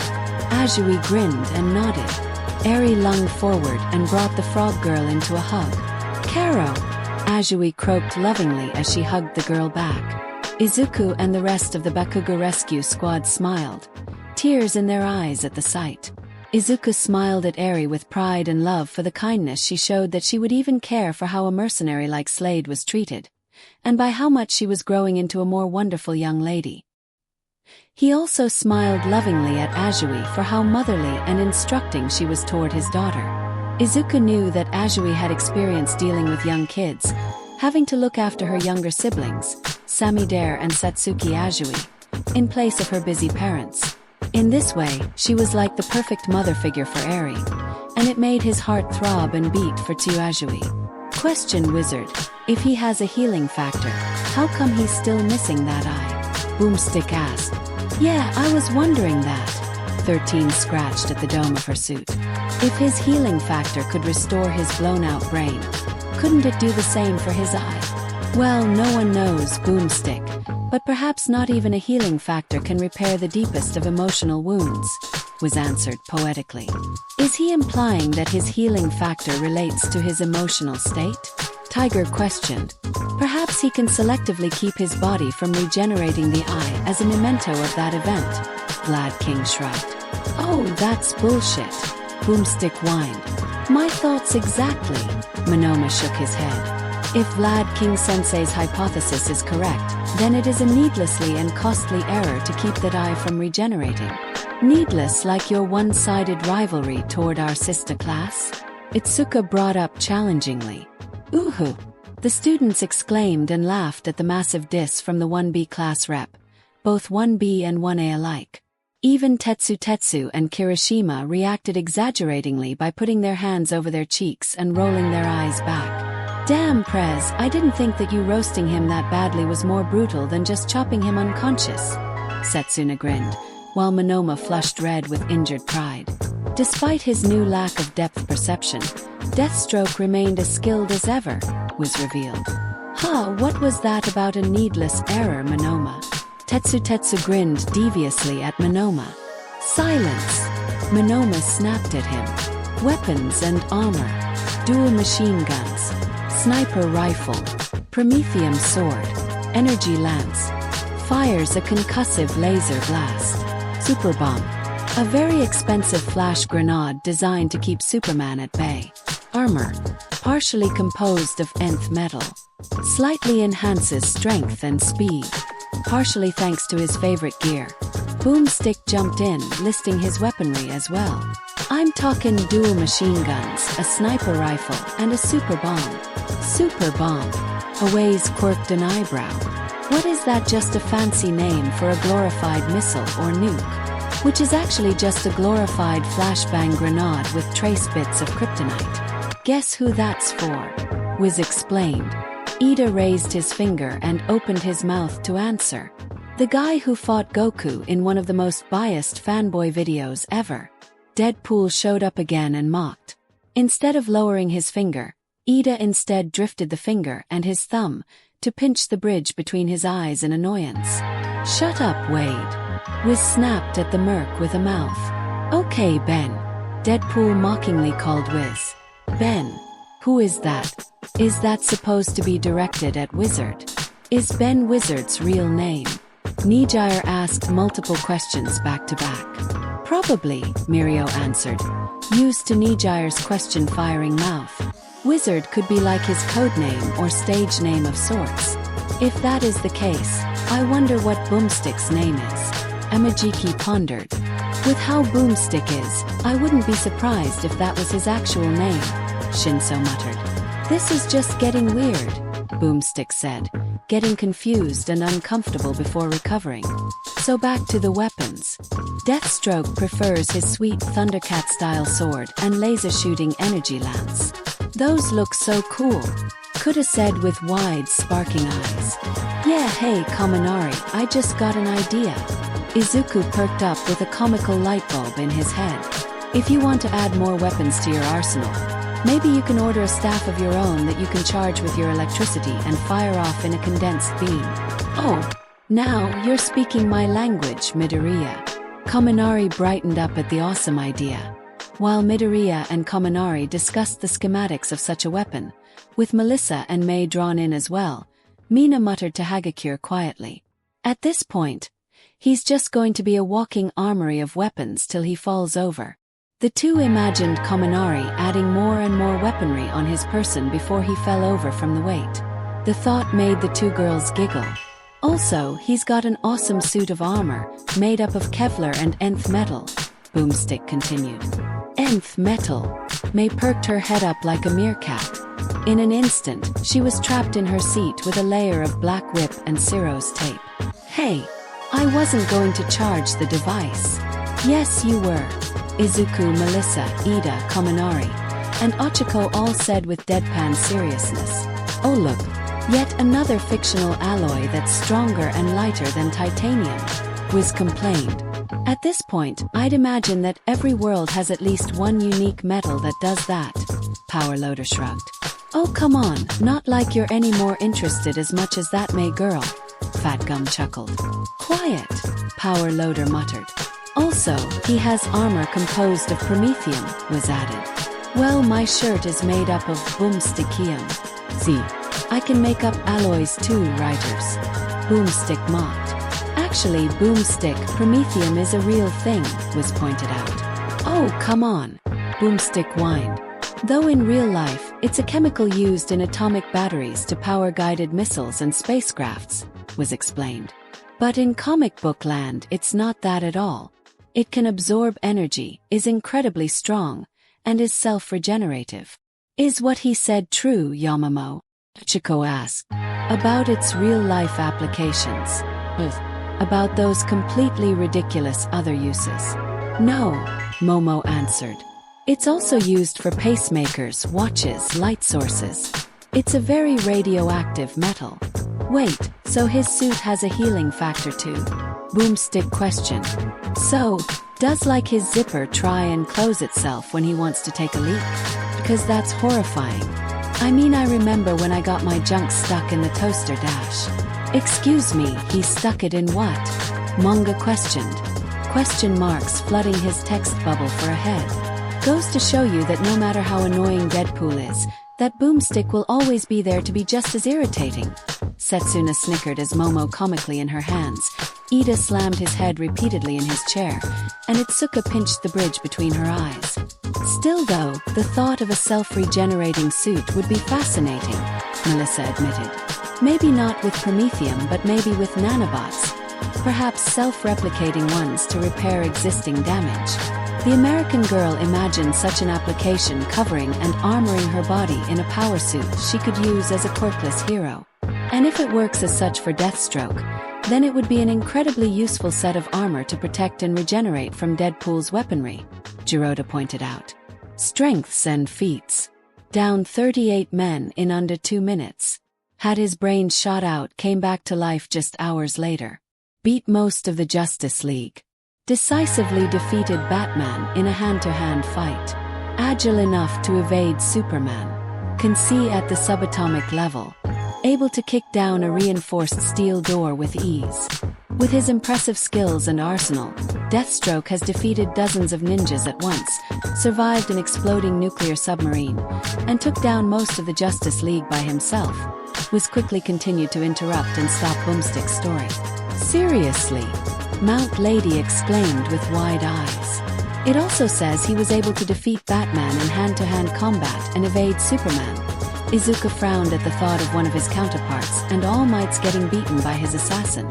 And if they could get trounced by the one-eyed mercenary, most of them wouldn't stand a chance. He's also really good at push-ups, Boomstick revealed, showing footage of Deathstroke in his cell room doing push-ups over and over and over and over again without stopping. How many push-ups can he do? Was asked unsure. All of them, Boomstick stated. Manly. Kirishima and Tetsu couldn't help but admit. Sure, the guy was clearly a villain by now if he stood against the Justice League, but they had to give credit where credit is due. Despite multiple members of the Justice League agreeing he's the best tactician on the planet, Deathstroke is known for violent outbursts of rage when in extreme pain, was revealed. Depending on who he's fighting, this can make him even more dangerous. Or easier to trap, Zero pointed out, imagining leading the psycho-enraged killer into a web of tape of his. With how strong he is, I would imagine that any trap you could conceive to entrap him to fail, Shoji said. Zero's mental image ruined by the mental Deathstroke tearing through the tape like paper and grabbing cellophane by the neck. Dang it, Zero huffed. Shinso hummed in thought, wondering perhaps if Deathstroke could be sane enough to respond to his voice. If he could get him to speak while in that state, he could control and render the assassin docile enough to capture. That is if his enhanced mind doesn't make him immune to my brainwashing, Shinso thought. Deathstroke doesn't just solve problems, he terminates them. Boomstick quoted Slade's signature catchphrase. I am the thing that keeps you up at night. The evil that haunts every dark corner of your mind. Slade picked up the downed Robin by his collar, glaring menacingly and sadistically at the teenage superhero. I will never rest, and neither will you. The last line from the assassin sent shivers down the spines of students and pros alike. Izuku couldn't help but find it as a dark opposite to Batman's heroic declarations, where one stood to strike fear in villains. This one stood to unnerve and implant fear into the hearts and minds of heroes. Where one inspired hope for the innocent, this one inspired fear. Izuku's fists clenched at the thought, imagining All for One and Shigaraki as the very evil that wakes him up at night, the antithesis of him and All Might. Be careful. The next time we meet, I'll likely have to kill you. Izuku remembered Shigaraki's last words to him since their encounter at the shopping mall. No, the next time we meet, Shigaraki, I'll put you down for good, just like All Might did to your master. Izuku glared determinately at nowhere. His gaze drifted to his classmates around him, the heroes who inspired him, All Might who believed in him as his successor, Kuta who looked up to him, the girls he loved, and his daughter he loved even more than life itself. And I won't do it alone or for myself. Overall, the students had mixed feelings about the Terminator. Many clearly saw him as a more lethal and trained assassin than Deadpool. Yet others argue that the merc with a mouth still held the advantage with his healing factor. Thoughts on who to vote for were also hard for them to pin down, considering that while one was an anti-hero, he was clearly not one who would take prisoners alive, and the other was a straight-up mercenary and villain given his clash against the Justice League. Alright, the combatants are set. "Let's end this debate once and for all," was said. "It's time for a death battle," Boomstick roared. While the device paused and scanned for counterparts, the group went on to vote among themselves on who would win this clash of mercenaries. Those who would ultimately vote for the merc with a mouth included Izuku, who had to give it to the more technically heroic of the two, even if he did at one point kill his counterpart, and for his regeneration and his kind words towards his daughter, with All Might likewise voting a similar basis of Deadpool being at least somewhat heroic, despite his methods. Eri likewise voted for Deadpool for his kindness towards her and because he was funny. Setsuna ultimately gave it to the fighter she felt had the better regeneration and greatest sense of humor. Kaminari too voted for Deadpool's hilarious personality, fourth wall-breaking antics, and regeneration, and so too did Nizu, as well as because he found Deadpool an amusing oddity that defied logic and reason, an embodiment of chaos so to speak, and that greatly amused him and his logical mind. Mineta voted for the regenerating degenerate for his likewise taste in perversity and degeneracy, something that also won over Tsuburaba, and his sense of humor and brashness likewise attracted a vote from Pixie Bob, Hawks, and Miruko, but not without reasoning that Deadpool is also very skilled. Todoroki still voted for Deadpool, finding his ability to regenerate from even fire useful as well as his unpredictability that managed to outwit a man with the power to predict people. Tokoyami, Reiko, and Korwaro also voted for Deadpool for his dark past and his revelry in the dark, by trying to get it on with Death herself.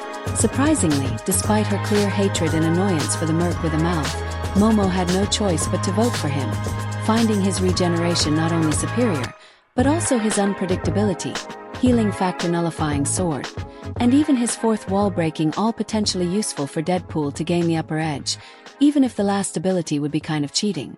However, the most notable voters for Deathstroke included Ida, Endeavor, and Edgeshot, all three voting out of pure spite for the merc with the power and voting for the smarter, better armored, and deadlier warrior. May, Melissa, Powerloader, and David Shield all also voted for Deathstroke for his better armor and more advanced weaponry, Jiro, Shoji, and Ragdoll for his greater senses, reaction timing, and the 90% using his brain part, and Kamakiri for his impressive weaponry, training, and overall badassery. Kirishima, Tetsu, and Fat Gum voted for Deathstroke on his cooler, functionally stronger armor. Kuda voted for the assassin, finding him way cooler and more deadly than the silly, annoying goofball. And finally Shishida, finding commonality with the mercenary with their similar danger of falling into their rage.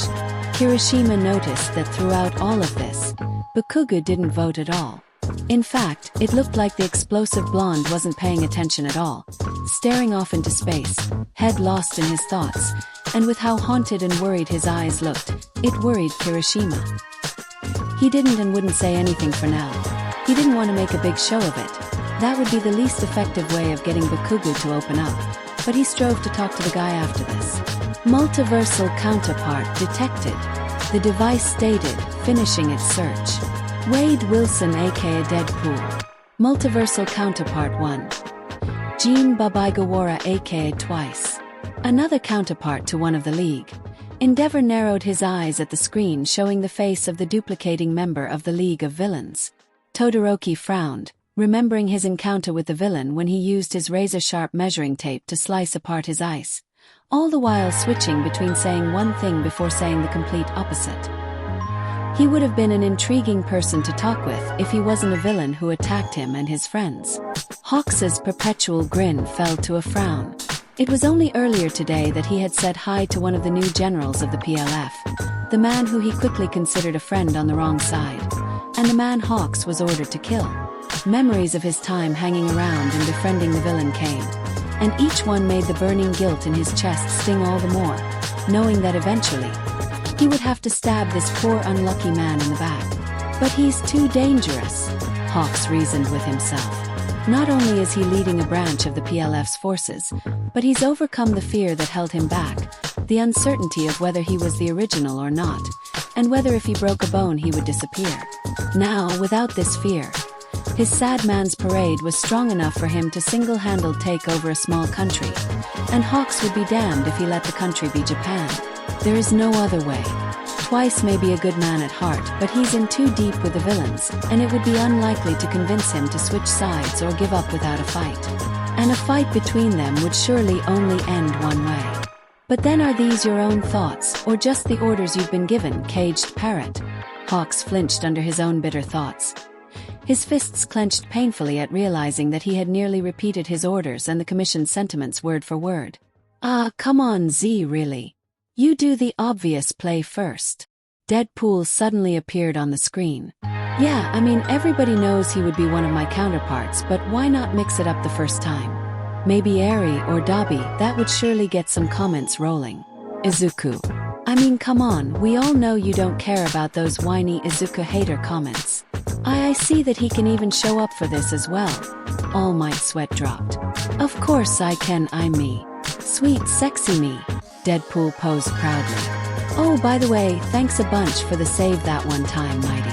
I'm sure the fanboys will love knowing they can power scale Thanos to you. What's he talking about, Toshinori? Midnight questioned. You've met Deadpool before. You and no. Toshinori answered, extremely confused himself. I haven't ever met the guy before. I'm sure I would if I had. Oh wait, that's right, that was the other timeline, not this one, so hard to keep track. Deadpool muttered, scratching his head while looking at a map. Anyway, that's all from me for now. Don't care about Patchy, the pirate's counterpart or whatever. See ya after the fight. And with that, the merc with a mouth was gone. Ugh, finally. Ida sighed in relief, getting up for a drink. Surprise!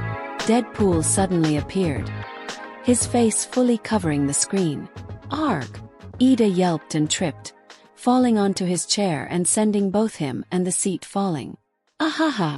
Don't forget boys, they don't call me Ninja Spider-Man for nothing. Don't forget readers to see Deadpool and Wolverine in theaters on July 26th. Whoop whoop whoop whoop whoop whoop whoop whoop.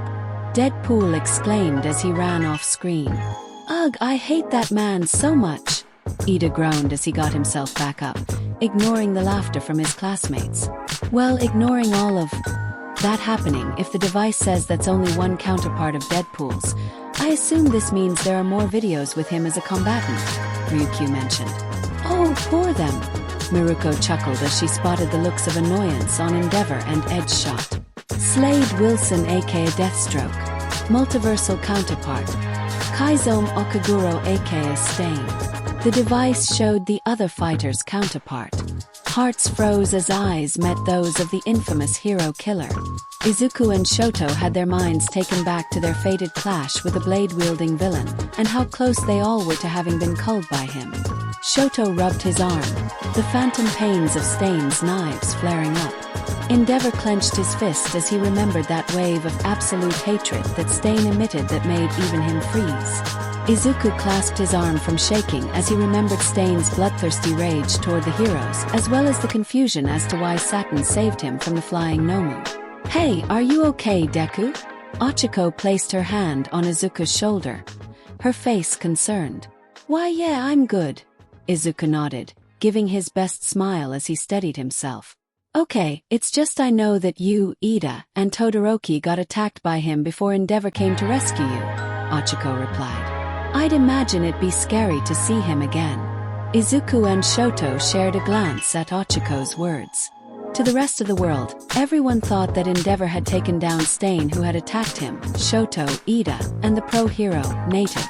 To the ones in the know, it was 3 hero students who finally took down the hero killer in battle, and then were all frozen in terror by his rage when he broke out. Stain only got fully captured after a piece of his broken rib pierced his lung and knocked him out cold, while still standing. Izuku didn't really care about taking the credit. He was just glad that the 3 of them wouldn't get in trouble for their technical vigilantism, or that Ida wouldn't get into too much trouble for trying to hunt down. Izuku's eyes snapped wide as he whirled his gaze over to the very boy he went and saved that night. Ida was glaring at the screen with a mix of hatred and fear. Despite the lesson that he learned that day, it was still hard for Ida to see the face of the man who crippled his brother and not get angry. That anger only mixed with the fear and nightmares Ida has still been having over the hero killer. Those bad dreams usually taking shape to what would have happened if Izuku hadn't arrived on time to save him from the hero killer. They never end well. Hey! Azui tapped Ida's shoulder, forcing the class rep to face the frog girl's curious, wide-eyed stare. You all right? Ida took a moment of silence, as he stared back at the hero killer next to Deathstroke's face. No, Ida answered honestly. No, I'm not. Figured, Azui nodded, knowing that was likely the case. Must be hard to see his face again and vote for his counterpart to win after everything that happened. Ida sighed and tilted his head at her, giving her credit for that point that only made this whole situation worse. You must have thought poorly of me as a class rep after I went with the others to save Bakugo after what I did before with Stain, Ida said, not bothering to phrase it like a question. He already knew the answer. As a class rep, yeah, you didn't go off to a good start, Azui replied, Ida lowering his head at her answer. As a human who cares about his friends and loved ones, how can I think poorly of you? Ida perked up, looking at Azui in surprise. I meant what I said to Eri. I was never really mad at you, Izuku, or the others. I was just upset. I wasn't thinking clearly because I didn't want to lose you all. Just you weren't thinking clearly when you nearly lost your brother. Ida gave a small smile and nodded. Indeed. Stain attacking Tensei. It shook something in me. I stopped caring about the rules, about whether it was good or bad for Hero to kill. I just wanted to make the pain end. And I thought I could make things right by killing Stain. If Midoriya hadn't come to my rescue. Ida stopped himself, realizing what he was about to say. I mean, if Endeavor didn't come to rescue us, I feared I would have gotten myself killed and dragged Midoriya and Todoroki with me. Azui hummed, gazing at Ida analytically. But you learned something from that, didn't you? Azui also didn't bother making her question sound like one. She too knew the answer. Ida nodded. His face now returned to its determined class rep vibe. Yes, I did, Ida answered. My pursuit of Stain was marred by my selfish desire for revenge. That is not what a hero does. Stain himself said as much. But now I know that to be a hero is to think about others before yourself, to run to their aid, even if they don't wish for it. Ida cast a gaze toward Midoriya, who caught their conversation and smiled at his class representative. Ida smiled back. I also hope that these videos and your own experiences help teach you something as well, Azui. Yep, sure did, class rep. Azui gave a thumbs up but said nothing more. Ida could tell she wasn't going to elaborate, and he respected that, saying nothing more than a nod. As he turned his gaze back to the screen, he missed how Azui's smile fell to a frown. The frog girl looked over to Uraraka, a frown also plastered on her face. The two nodded as they got the info they needed, their minds for a brief moment remembering the video and Izuku, Ida, and Todoroki fighting and defeating the hero killer. With the counterpart stated, no more revelations occurring, and no Deadpool to break another fourth wall, the video played again and began the fight. The scene began in a city, a set of traffic lights directing vehicles along their way. It shifted to a bus stop with a wanted poster of Deathstroke with a $5,010 bounty. Dead or alive? Miruko whistled, impressed. $5 million. If I wasn't such an altruistic and heroic defender of the people, I would so hunt him down for that bounty, Miruko bragged, hand over her heart. Please, you would hunt him down simply because you would think he was a good fight. Ryukyu blew her hair. I mean, yeah, Miruko said as if it was obvious. And I would donate the bounty to like a charity or something. Maybe something involving carrots or wildlife. Fair enough, Ryukyu shrugged. The scene then panned to the bounty poster on the other end of the bus stop. One for Deadpool with a $5 million bounty. The shot zoomed in on the lacking $10 in comparison. Oof, just shy of $10. Must sting, Kamakiri hissed. Not sure we should be measuring our worth by the size of the bounty on our heads. Shoda scratched his cheek, nervously. What a rip. Deadpool scoffed as he and Deathstroke gazed upon each other's wanted posters, unknowing of the target standing right next to them. Seriously, what makes this chump worth $10 more than me? Come on, I'm me. So, that's how we're going to start this battle of mercenaries off. Two wanted men in full uniform, just staring at each other's wanted posters in the middle of a city. Monoma scoffed, incredulously. Crazy you're expecting sanity and realism from a guy who casually just shatters the fourth wall like it's made of toilet paper. Hananuki scoffed. WHPFF what? Am I right? Deadpool chuckled, pointing toward Slade, who did not respond. Yeah, I am. I'm pretty sure. Finally, Deadpool and Deathstroke realize they are next to each other, with comical exclamation marks over their heads. Well, finally, Cozy Eye threw his hands up. Let's get to the fighting already. Wow, impatient you all are today, Setsuna pointed out. Perhaps they wish for Slade to finally shut this degenerate's mouth for good, Ibra muttered. Big talk when the guy whose tongue you want cut out could just regrow another one, Setsuna teased. Both mercenaries somersaulted backward, gaining distance from one another. It's your lucky day, Deathstroke said, pulling out his machine guns. I can show you. Oh boy, a show, Deadpool exclaimed, excited, pulling out his machine guns as well. Can I get popcorn first? I hope they have salt and pepper shakers. I love them to be tasty. Save some for me, Fat Gum. Fat Gum paused as he was midway into pouring more salt on his popcorn when he was called out. After a few seconds of looking back and forth between his popcorn and Wade, Fat continued salting before eating his snack. Fight! Deadpool declared before the announcer could as he stared directly at the viewers. Ha! He even announced the fight before the announcer. Cool, Zero chuckled. Shoo! No more distractions. Let the madness begin. Mina shushed Zero before exclaiming in excitement. The fight immediately started with both combatants shooting at each other with their machine guns. Multiple gunshots echoing and flashing as the bullets clashed against each other. Bang! Bang! Ba-ba-ba-bing! Bang bang bang bang bang bang! BB bang bang bang! Deadpool shouted over and over as he continued to fire at Deathstroke. Ari and Kuta broke out in giggles and laughter. Honestly, I would be glad that they are enjoying this if it weren't for them laughing at guns being fired at people. Izuku sweat dropped. Oh come Mito, cheer up. I'm sure this fight will be a banging good time for both of them. Mirio punned. Izuku deadpanned at Mirio and gave Nijire a grateful nod after the subsequent frying pan to the back of Mirio's head.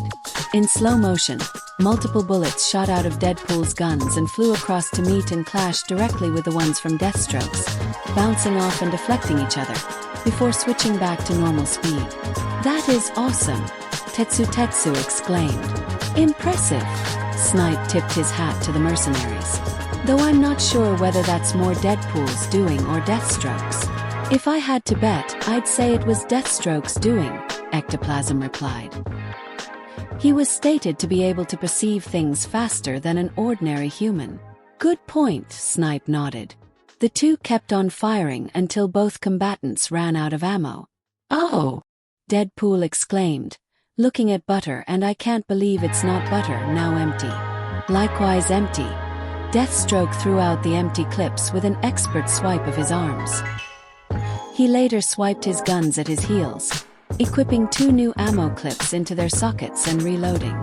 Smart placement actually, Hawks admitted. Quite the inconspicuous place where he can reload both guns at the same time and quickly. Deathstroke aimed his guns only to realize that Deadpool had disappeared. Slade looked around, trying to figure out where the black and red ninja had gone to. BMF, Deadpool shouted, teleporting behind his opponent. Oh right, I forgot he could teleport, Pony exclaimed. That will definitely give him an advantage to outmaneuver and evade Deathstroke's attacks in sight, Todoroki stated. If Slade can't predict where he teleports, Ojiro pointed out. Given how unpredictable he is, he probably won't, Todoroki replied. Before Slade could react, Deadpool kicked the orange and black mercenary with a leg sweep, followed by an elbow to the gut, which then led to a sliding kick to the knees. Deadpool performed a short hop roundhouse kick that sent Deathstroke into the air and dropped his machine guns as well. BMF. Deadpool teleported to where Deathstroke was heading before performing an iconic uppercut. Shoryuken. Did he just Shoryuken? Itsuka blinked in disbelief.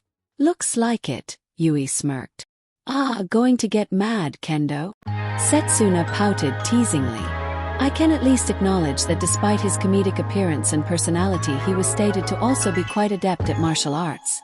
Itsuka retorted, even whilst she was inwardly seething that the merc with a mouth had just made a mockery of a technique she was committed to master. BAMF. Deadpool teleported into the air, again where Slade was headed. In a moment of slow motion, Deadpool raised his leg, poised for a kick. Check this rad air. Deathstroke gets kicked in the stomach, grunting as he lands on the ground roughly. Deathstroke recovered, pulling out his energy lance and spinning the weapon in hand before taking a stance. Kaminari, Mei, and Hatsum paid closer attention, the latter for how the lane worked and how they could repurpose it for Kaminari, and the former on how the assassin used it and how he could fight with a bow staff. Maybe I should ask Yoyorozu for lessons, the blonde thought. A Donatello fan, huh? Deadpool said as he landed, before taking out his twin katanas. I was always more of a Leonardo guy myself. Wait, is he talking about the Ninja Turtles? Rin asked. Looks like it, Sin replied.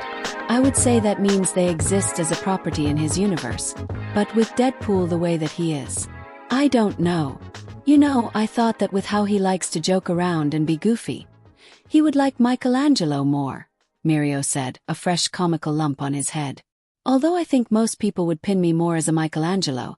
You know that's them labeling dash, Deadpool muttered to himself but was cut off after Deathstroke struck him across the face with his staff. Deadpool's groan distorted at the instance of slow motion. I will not be labeled, Deadpool declared goofily. Wizard was right. Deadpool's belief that he is invincible allowed him to be careless enough to get blindsided by Deathstroke. Edgeshot analyzed. Bad, Uncle Mirio. It's bad to label people. Eri pouted and smacked her surrogate uncle's chest lightly. Ah, I'm sorry, Eri. I'm so sorry. I didn't know. Mirio fell to his knees, crying comical crocodile tears while still keeping that wide smile of his. Can you forgive me? Eri pouted at him for a bit, before the two broke out laughing and giggling. You're forgiven, Eri giggled. Yay! Mirio cheered. Izuku rolled his eyes at the two, smiling warmly at the bond that Eri had forged with so many people, including Mirio, his now brother-in-all but blood. The two assassins continued fighting, the two swiping, blocking, and batting away each other's attacks and weapons. No touchy-feely, Wade exclaimed as he pointed his sword at Slade before they continued batting each other's weapons. Eventually, Deathstroke landed a lucky blow with his staff, knocking Deadpool far back into a wide, grassy area. As Deadpool recovered with a roll, Deathstroke flipped over the hedge surrounding the area in his pursuit of his bounty. That was tactical of Slade, Endeavor pointed out. He knocked Deadpool into a wide-open area with no place to hide that he wouldn't immediately track if Deadpool teleported. BAMF. Deadpool teleported again, now arriving closer to Deathstroke as the latter jumped into the air, twirling his staff in advance. Let's do this, the black and red-garbed assassin exclaimed, one of his katanas raised to meet and clash with the downward swinging staff of Slade's. The two traded blows a few more times, but Deathstroke once more gained the advantage, continuously striking at Deadpool with his spinning staff attack. Oh, my kidney! Deadpool yelped from the attack. Jesus! Ciro hissed, rubbing where his own kidney was.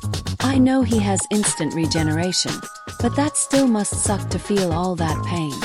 Midnight frowned as the mention of instant regeneration got her thinking about the League's Nomu. How many of them appeared to possess this ability somehow, and wondered if they could feel anything. From reports from various heroes who fought against them, like All Might, Eraser, Endeavor, and more, the answer seemed to be a no, and even if they could feel pain, they looked too brain-dead or durable to voice it. Endeavor and Hawks noted that the high-end Nomu Hood was more of the latter variety, too durable, strong, and battle-hungry to register or voice pain. I wonder if he really is him, can he still feel pain? Did he feel himself being turned into that monster? Midnight thought, imagining Shirakumo and his corpse being turned into the potential Nomu that Kurogiri is.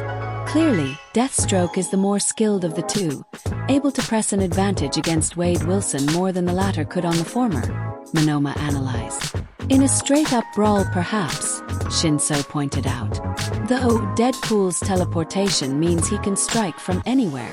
Deadpool escaped the assault, as well as a few more swings from Deathstroke's staff until he teleported into the air. "Comin' at ya," Wade yelled as descended, spinning himself and his blades as he descended. Deadpool brought down the sword, but upon Deathstroke blocking with his staff, the katanas broke into pieces. "Damn it! He broke his swords," Kaminari cursed. His katanas may be sharp, but it's clear that Slade's staff being wider and thicker would hold out against them, Momo mentioned, noting how dense of a metal she used for her staff to be durable yet light enough for her to wield. Deadpool teleported away to the side of a road, looking down to realize his swords were broken. Deathstroke gave chase, vaulting over the hedge between them. "I gotta say, it's kinda an honor to get the snot beaten out of me by you of all people. Bruises aside, of course," Deadpool quipped. "I wonder if Wade is using the same kind of quipping action that Spider-Man uses to mess with his enemies?" Mandalay pondered. "He did say he was Ninja Spider-Man," Pixie Bob chuckled. Izuku blinked at that, remembering that note in his list of aliases.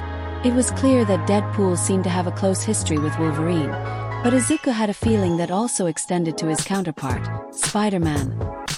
Izuku wondered just what connection the two had. Deathstroke spun his staff in hand. "Let's see what kind of mark this leaves on you," Slade quipped back, energy charging and lighting from the lance before thrusting it forward, shooting a laser out and piercing through Deadpool's stomach, knocking the regenerating degenerate onto the road and get struck by an incoming truck. "Oh!" The students winced at the impact. Deadpool yelped as he regenerated from the wound and shook himself off, his body hugging the windshield of the truck. "Hey Truckun, don't let me slow you down," Deadpool talked to the driver. "I have a feeling that he spoke that name for us," Aoyama said, posing and smiling for the readers. Deadpool teleported onto the top of the truck while it still sped its way down the road. "Where is that son of Agan? I'm gonna show him what, for I swear to it." Deadpool was cut off as a bullet shot straight through his head. "I'm surprised he can still talk even while a bullet went through his noggin," Mount Lady pointed at her head. "I'm still surprised we're dealing with a fighter that can still fight after a bullet through the head," Ryukyu replied. Where the bullet came from was revealed with Deathstroke and his sniper rifle on the roof of a blue bus. The assassin reloaded. "How'd he get on that bus's roof?" Mineta questioned. "I think with his skills as the most lethal assassin in his world, that question is unnecessary," Shoji muttered. Deadpool landed on the windshield of the truck again.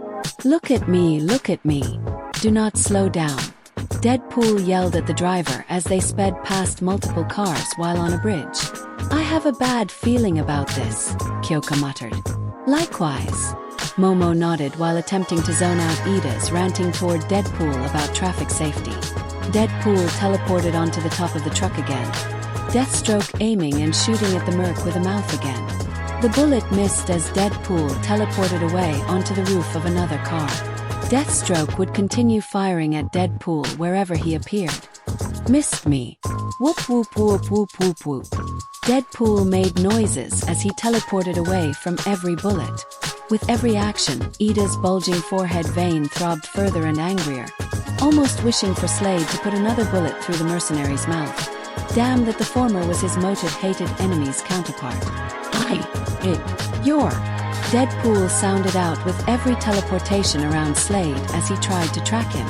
After a final teleportation, the Terminator was still as he waited for where Deadpool might be. Apparently, that was directly behind him, as Deadpool leaned to whisper in his ear. "Dumb face." Deathstroke whirled around immediately and punched at Deadpool. "Oh, my kidney," Wade groaned. "I guess Slade has a grudge against Wade's kidneys," Nijaya shrugged. "He blew it. He could have stabbed or shot the gun from behind," Tsuburaba complained. "I highly doubt that Slade didn't already know Deadpool was behind him and wouldn't react it if Wade even did as such," Hananuki replied. Deadpool was struck with a 3-hit combo that sent the Merc down on the other end of the bus. Deathstroke pulled out his Prometheum sword from his back. "Oh, is it sword fight time?" Good thing I carry spares. Deadpool pulled out new twin katanas from seemingly nowhere. But where did Momo stuttered confused. It's that magic satchel that was said he had, Izuku answered as he wrote down the mathematically impossible feat and trick. He must have pulled them out from there. That is still messing with my head, Melissa groaned, rubbing her forehead as reason failed to justify such an act. The two assassins once more fought, slashing, blocking, and parrying each other's sword strikes, sparks flying between the blades. Kamakiri grinned wide as he fervently studied the two fighters and how they sword fought. Guess it's cutting time. Deadpool swiftly rushed at Deathstroke, continuously slashing through him, yet barely a scratch seemed to last on him. That barely did anything, Kaminari exclaimed, surprised. Deathstroke's armor is also stronger than Deadpool's, and both it and Slade himself can regenerate, Izuku pointed out. Deadpool is going to need something stronger and more permanent to put Slade down. Deathstroke blocked another slash from a katana, while his other hand grabbed one of his pistols and shot Deadpool in the face, causing the red-garbed merc to cry out in pain yet continue. Deathstroke pressed his advantage, slashing at Wade as he was forced to defend, only for Slade to once more fire hot lead into Deadpool's chest while his guard was open. Smart, Snipe muttered. Deadpool has two swords in hand, while Deathstroke's one sword means he can pull out a pistol to fire while his opponent's guard is down. A little unmanly, but I guess all's fair between mercenaries, Fat Gum shrugged. Careful, Fat.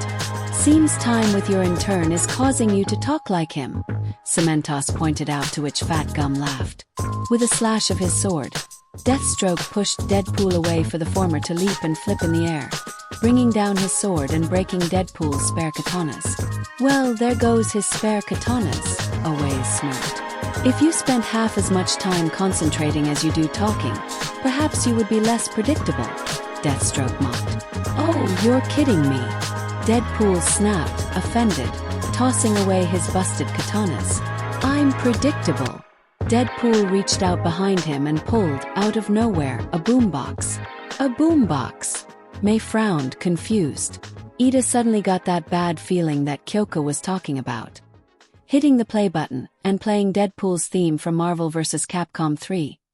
Deathstroke blinked in surprise as Deadpool changed clothes in a split second from his signature red and black jumpsuit to sweats in the same color, with gold chains, bracelets, and a Deadpool headband.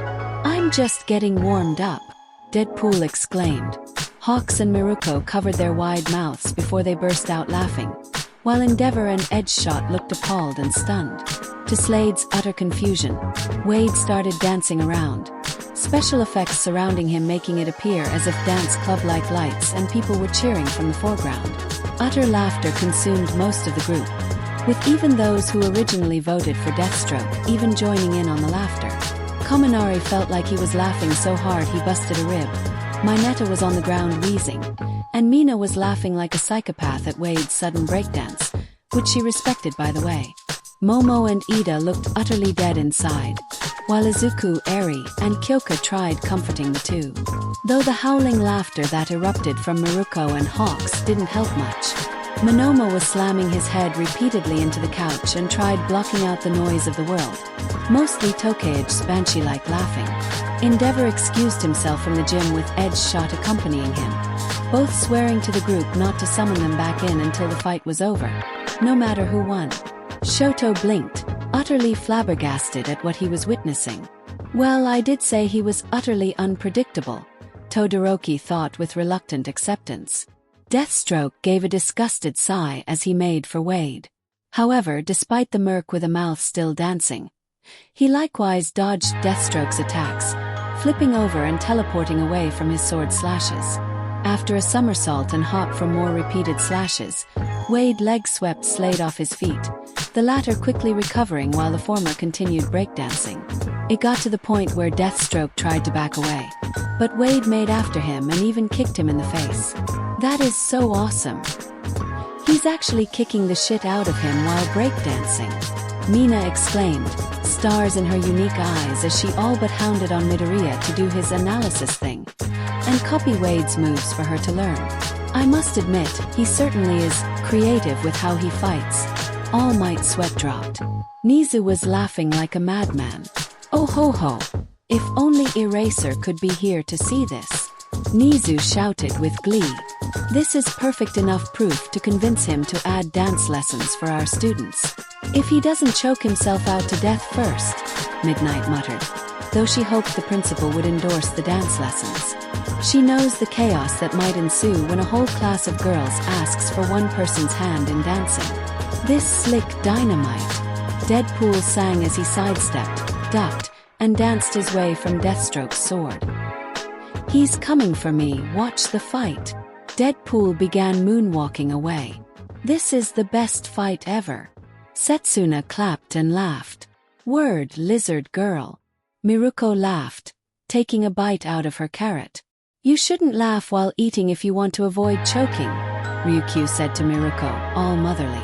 As Deadpool kept dancing, an annoyed Deathstroke clung to the side of the bus, shooting at the tires with his pistol. The bus honked as it started to skid and swerve around, causing dozens of cars all around them to start crashing into each other. Oh no! Pony exclaimed, eyes wide in shock. Why would he do that? He's a mercenary, Pony, Izuku replied, glaring disapprovingly at Slade's actions. If it means that they can debilitate and weaken their target, they will use whatever means they have to do so. Ida frowned, seeing that was as true for Slade as it was for Stain. The hero killer was ultimately obsessed with the idea of removing fake heroes from their society, so he went and saw all heroes besides All Might as nothing more than fakes, including his brother, the farthest thing from a fake hero. But in the end, despite Tensei's good deeds and noble heart, it meant absolutely nothing to Stain, and he bloodied and crippled his brother to achieve his goals. Just as Slade was willing to kill dozens of civilians for his measly bounty. Both combatants staggered on the swerving blue bus. Deadpool teleported just as a car flew from behind him, while Deathstroke jumped over and dodged it. Vans and cars kept crashing around them in a symphony of utter chaos. Izuku felt the drive and itch to save those people, even if they were but simulations.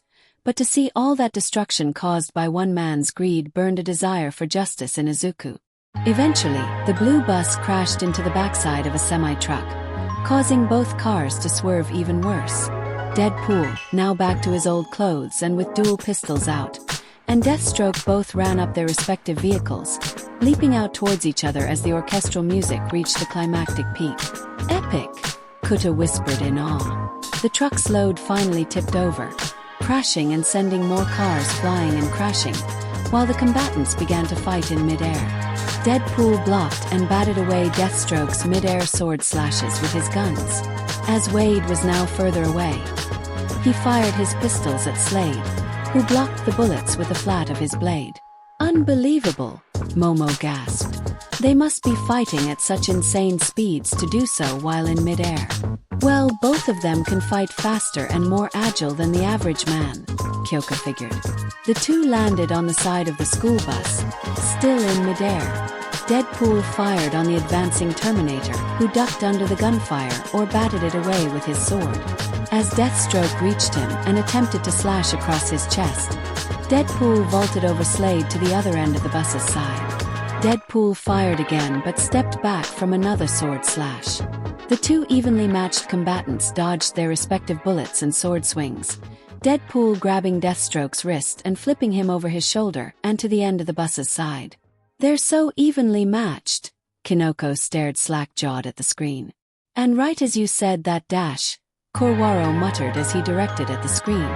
True to the completely black student's words, after a deadly dance of evading point-blank gunfire with each other, the screen froze as Deadpool held a gun to Deathstroke's head.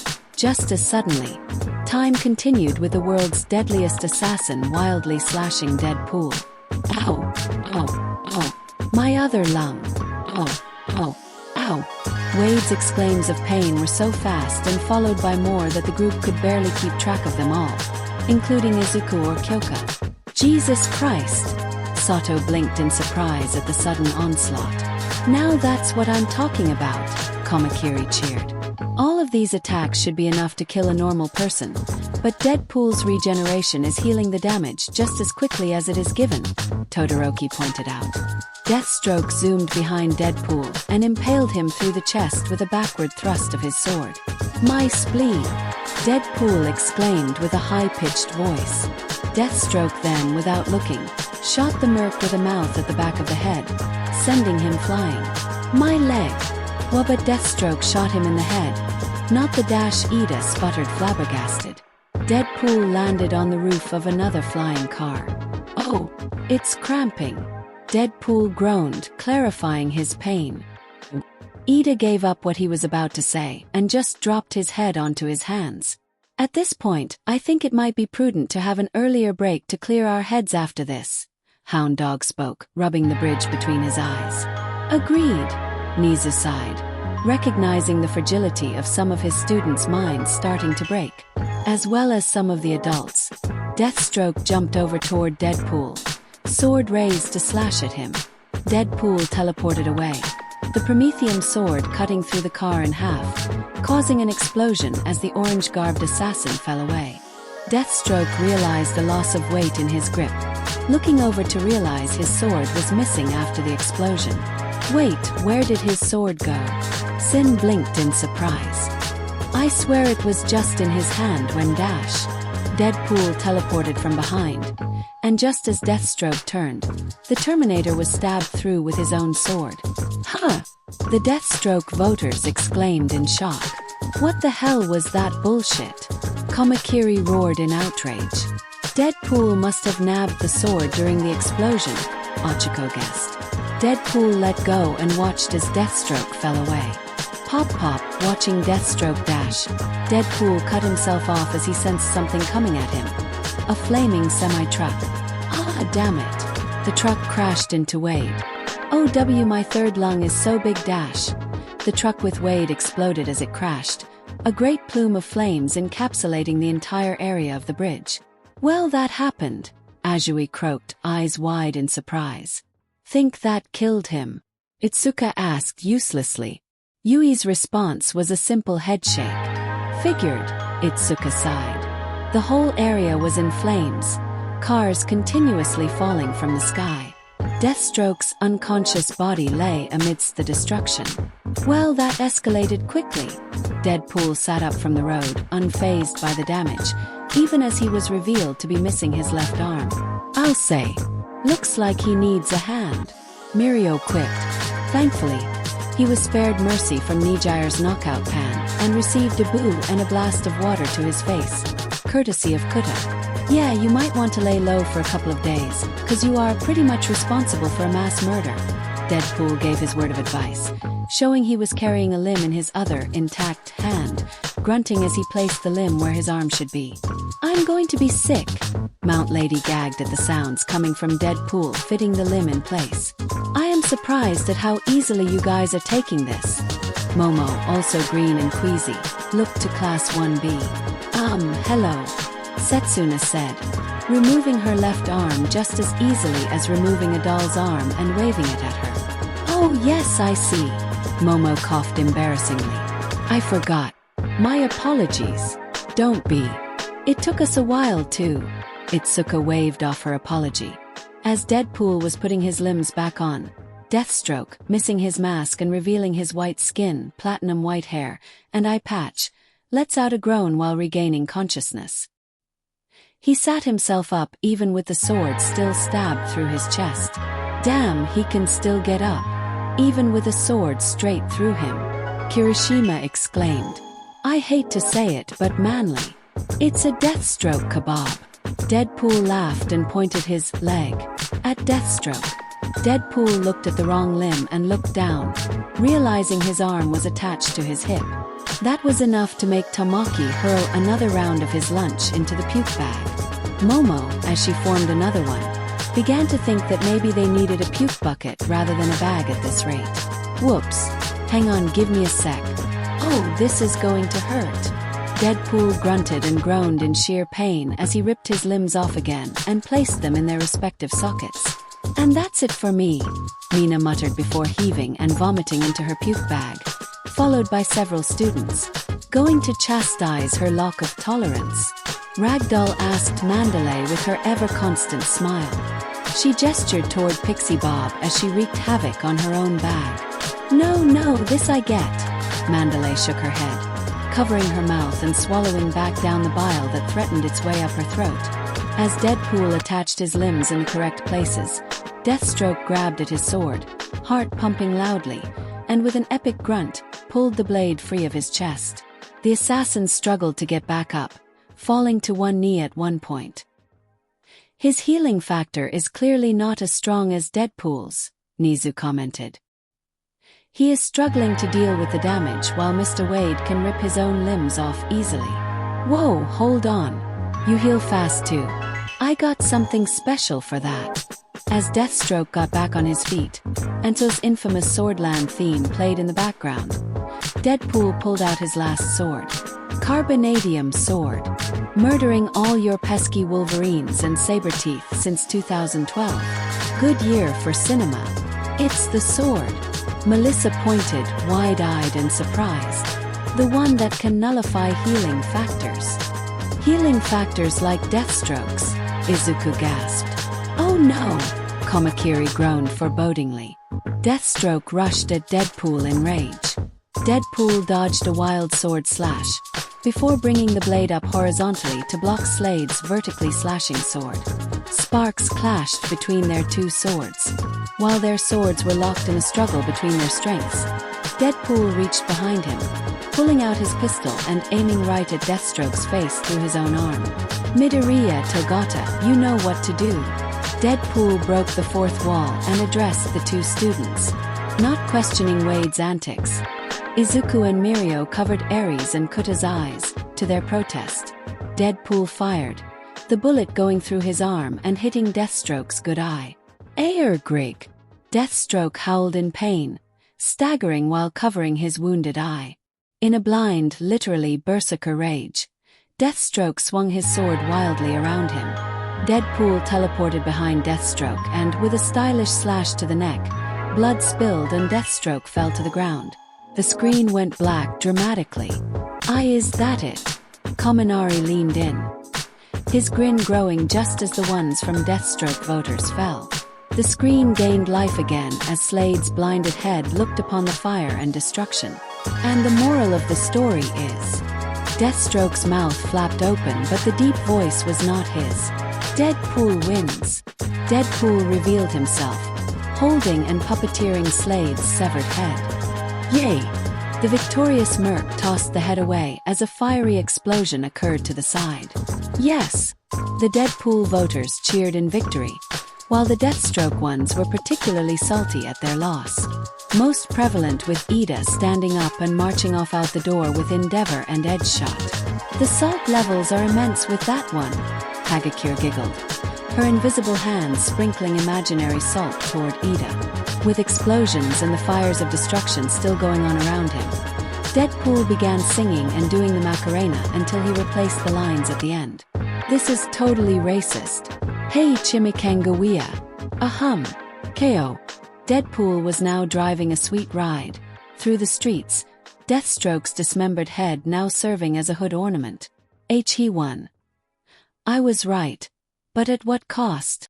Momo muttered, her hopeless eyes falling as a depressed cloud hung over her head. There, Mamas Momo. Eri patted the girl's head, almost slipping and calling her Mama. Hug. Eri offered. Oh, I can't stay mad with you around. Momo wept comically as she accepted the hug, rubbing her cheek on Eri to the girl's delight and laughter. God damn it. Fucking fuck. Shitty ass stupid, fourth wall breaking fuck. Kamakiri cursed over and over that Vlad King had the immense desire to wash that mouth with soap. Damn, he's cursing even more than Bakugu, Setsuna chuckled. Oh, YouTube comments. Oh, I see you rolling. Oh, you're hating. Deadpool appeared on screen and mockingly wept. Oh, it wounds me so it doesn't at all. Deadpool cut the act, unremorsefully. Explain how I beat this asshole. I think that was directed at you, man. Cozy Eye grinned and tapped Kamakiri's shoulder, only to have to back away as a blade began forming out the back and toward Cozy Eye. Monoma sighed and cancelled Komakiri's quirk before he impaled their classmate. Idiots, the prideful blonde muttered. I should be cancelling out 1A's troublemakers, not us. Don't tell me how to do my job, was whined before clearing his throat and continuing. This was a surprisingly even match. I wouldn't say surprising after all those lethal blows one fighter got kept going and the few deadly ones that nearly put the other down for good, Zero pointed out. Though Deathstroke was the superior fighter of the two and had the better armor, Deadpool could take all his punishment and give just as much, was continued. Kirishima and Tetsutetsu sighed in defeat, accepting that the lesser armored fighter's regeneration trumped defense overall. Deathstroke's smart, so normally he would have no problem predicting his opponent's moves, but Deadpool is so unpredictable. Not even Taskmaster, or sometimes even himself for that matter, can keep up with whatever he's doing, Boomstick pointed out. Todoroki wordlessly and without looking asked for his money. Something Ojiro sighed and was forced to give. Unfortunately for Deathstroke, he didn't have the means to put Deadpool down for good. Unlike Wade's Carbonadium sword, which could shut down Slade's healing factor, was added. And while Deathstroke's healing factor was perfect for repairing damage, Deadpool's trumped his by being capable of replacing entire organs at a much faster rate. He's right, Izuku said as he wrote down his notes. Even if Slade used his super bomb, energy lance, sliced apart, or burned Deadpool into pieces, he would have just kept coming back and repairing himself. I'm not even sure a nuke would be able to destroy Deadpool. Sometimes the original isn't always the best, was said. Deadpool is just a cut above the rest, Boomstick quipped. Aha, Mirio exclaimed. Good one. Nijire and Amajiki rolled their eyes yet smiled fondly at their best friend. The winner is Dash, Wiz began to declare. Spider-Man. Deadpool showed up to announce it himself. I mean Deadpool shit. Hee hee. Oh, I'm pretty sure Bakubro would hate it if Midobro's counterpart somehow won out of nowhere. Huh, Bakubro? Kirishima muttered. As he didn't receive a reply, Kirishima turned to see that Bakugo was still in the same state as when he last saw him, suggesting that he didn't even see the rest of the video past whatever Deadpool said to me. Bakubro. Kirishima nudged at his friend, but he didn't even flinch. Bakubro. Kirishima shouted directly in Bakuga's ear. Gah! What the hell do you want me, shitty hair? Bakuga snapped out of his thoughts, now yelling angrily at Kirishima. The video is over, man. Deadpool won, Kirishima pointed out to him. Bakugo blinked his eyes and registered the results of the fight as well as the lingering claps of respectful defeat and cheerful victory, as well as some grumblings related to lost bets. The two even noticed that Mirio was sent to tell Endeavor Edge shot, and Ida to come back in. Oh yeah, whatever. Bakugo muttered, not really caring about the results of the fight. He was actually surprised that he was so deep into his thoughts that he ignored everything that happened. Hey Bakubro, you good? Kirishima questioned, confused. You've been quiet throughout the whole video. I thought you would have made some insult about Midobro using 90% of his brain. You know, something like, oh hell no, like we need the shitty nerd to spew out more of that word vomit. Don't mock me, shitty hair. Bakugo snapped at Kirishima. Yeah, like that, Kirishima pointed. Bakugo scoffed and turned away, refusing for Kirishima to look at his face while he pondered an excuse for his deep thoughts. He didn't have to excuse or tell him anything, but then with what he had been thinking about, he'd rather say something than incur more suspicion and prodding from Kirishima, much less the teachers if the faux redhead thought it was a big enough concern to involve them. I was just thinking is all, Bakugo answered finally. About what Deadpool said to you, Kirishima questioned. He dared you and asked if you were going to make him dash. It's none of your business, shitty hair. Bakugo snapped, his voice full of an extra kick to it that even startled Kirishima into silence. Jay, just forget it. Fine. Let's just move on. Alright if you say so, Kirishima replied, unconvinced, resolving to figure this out more later.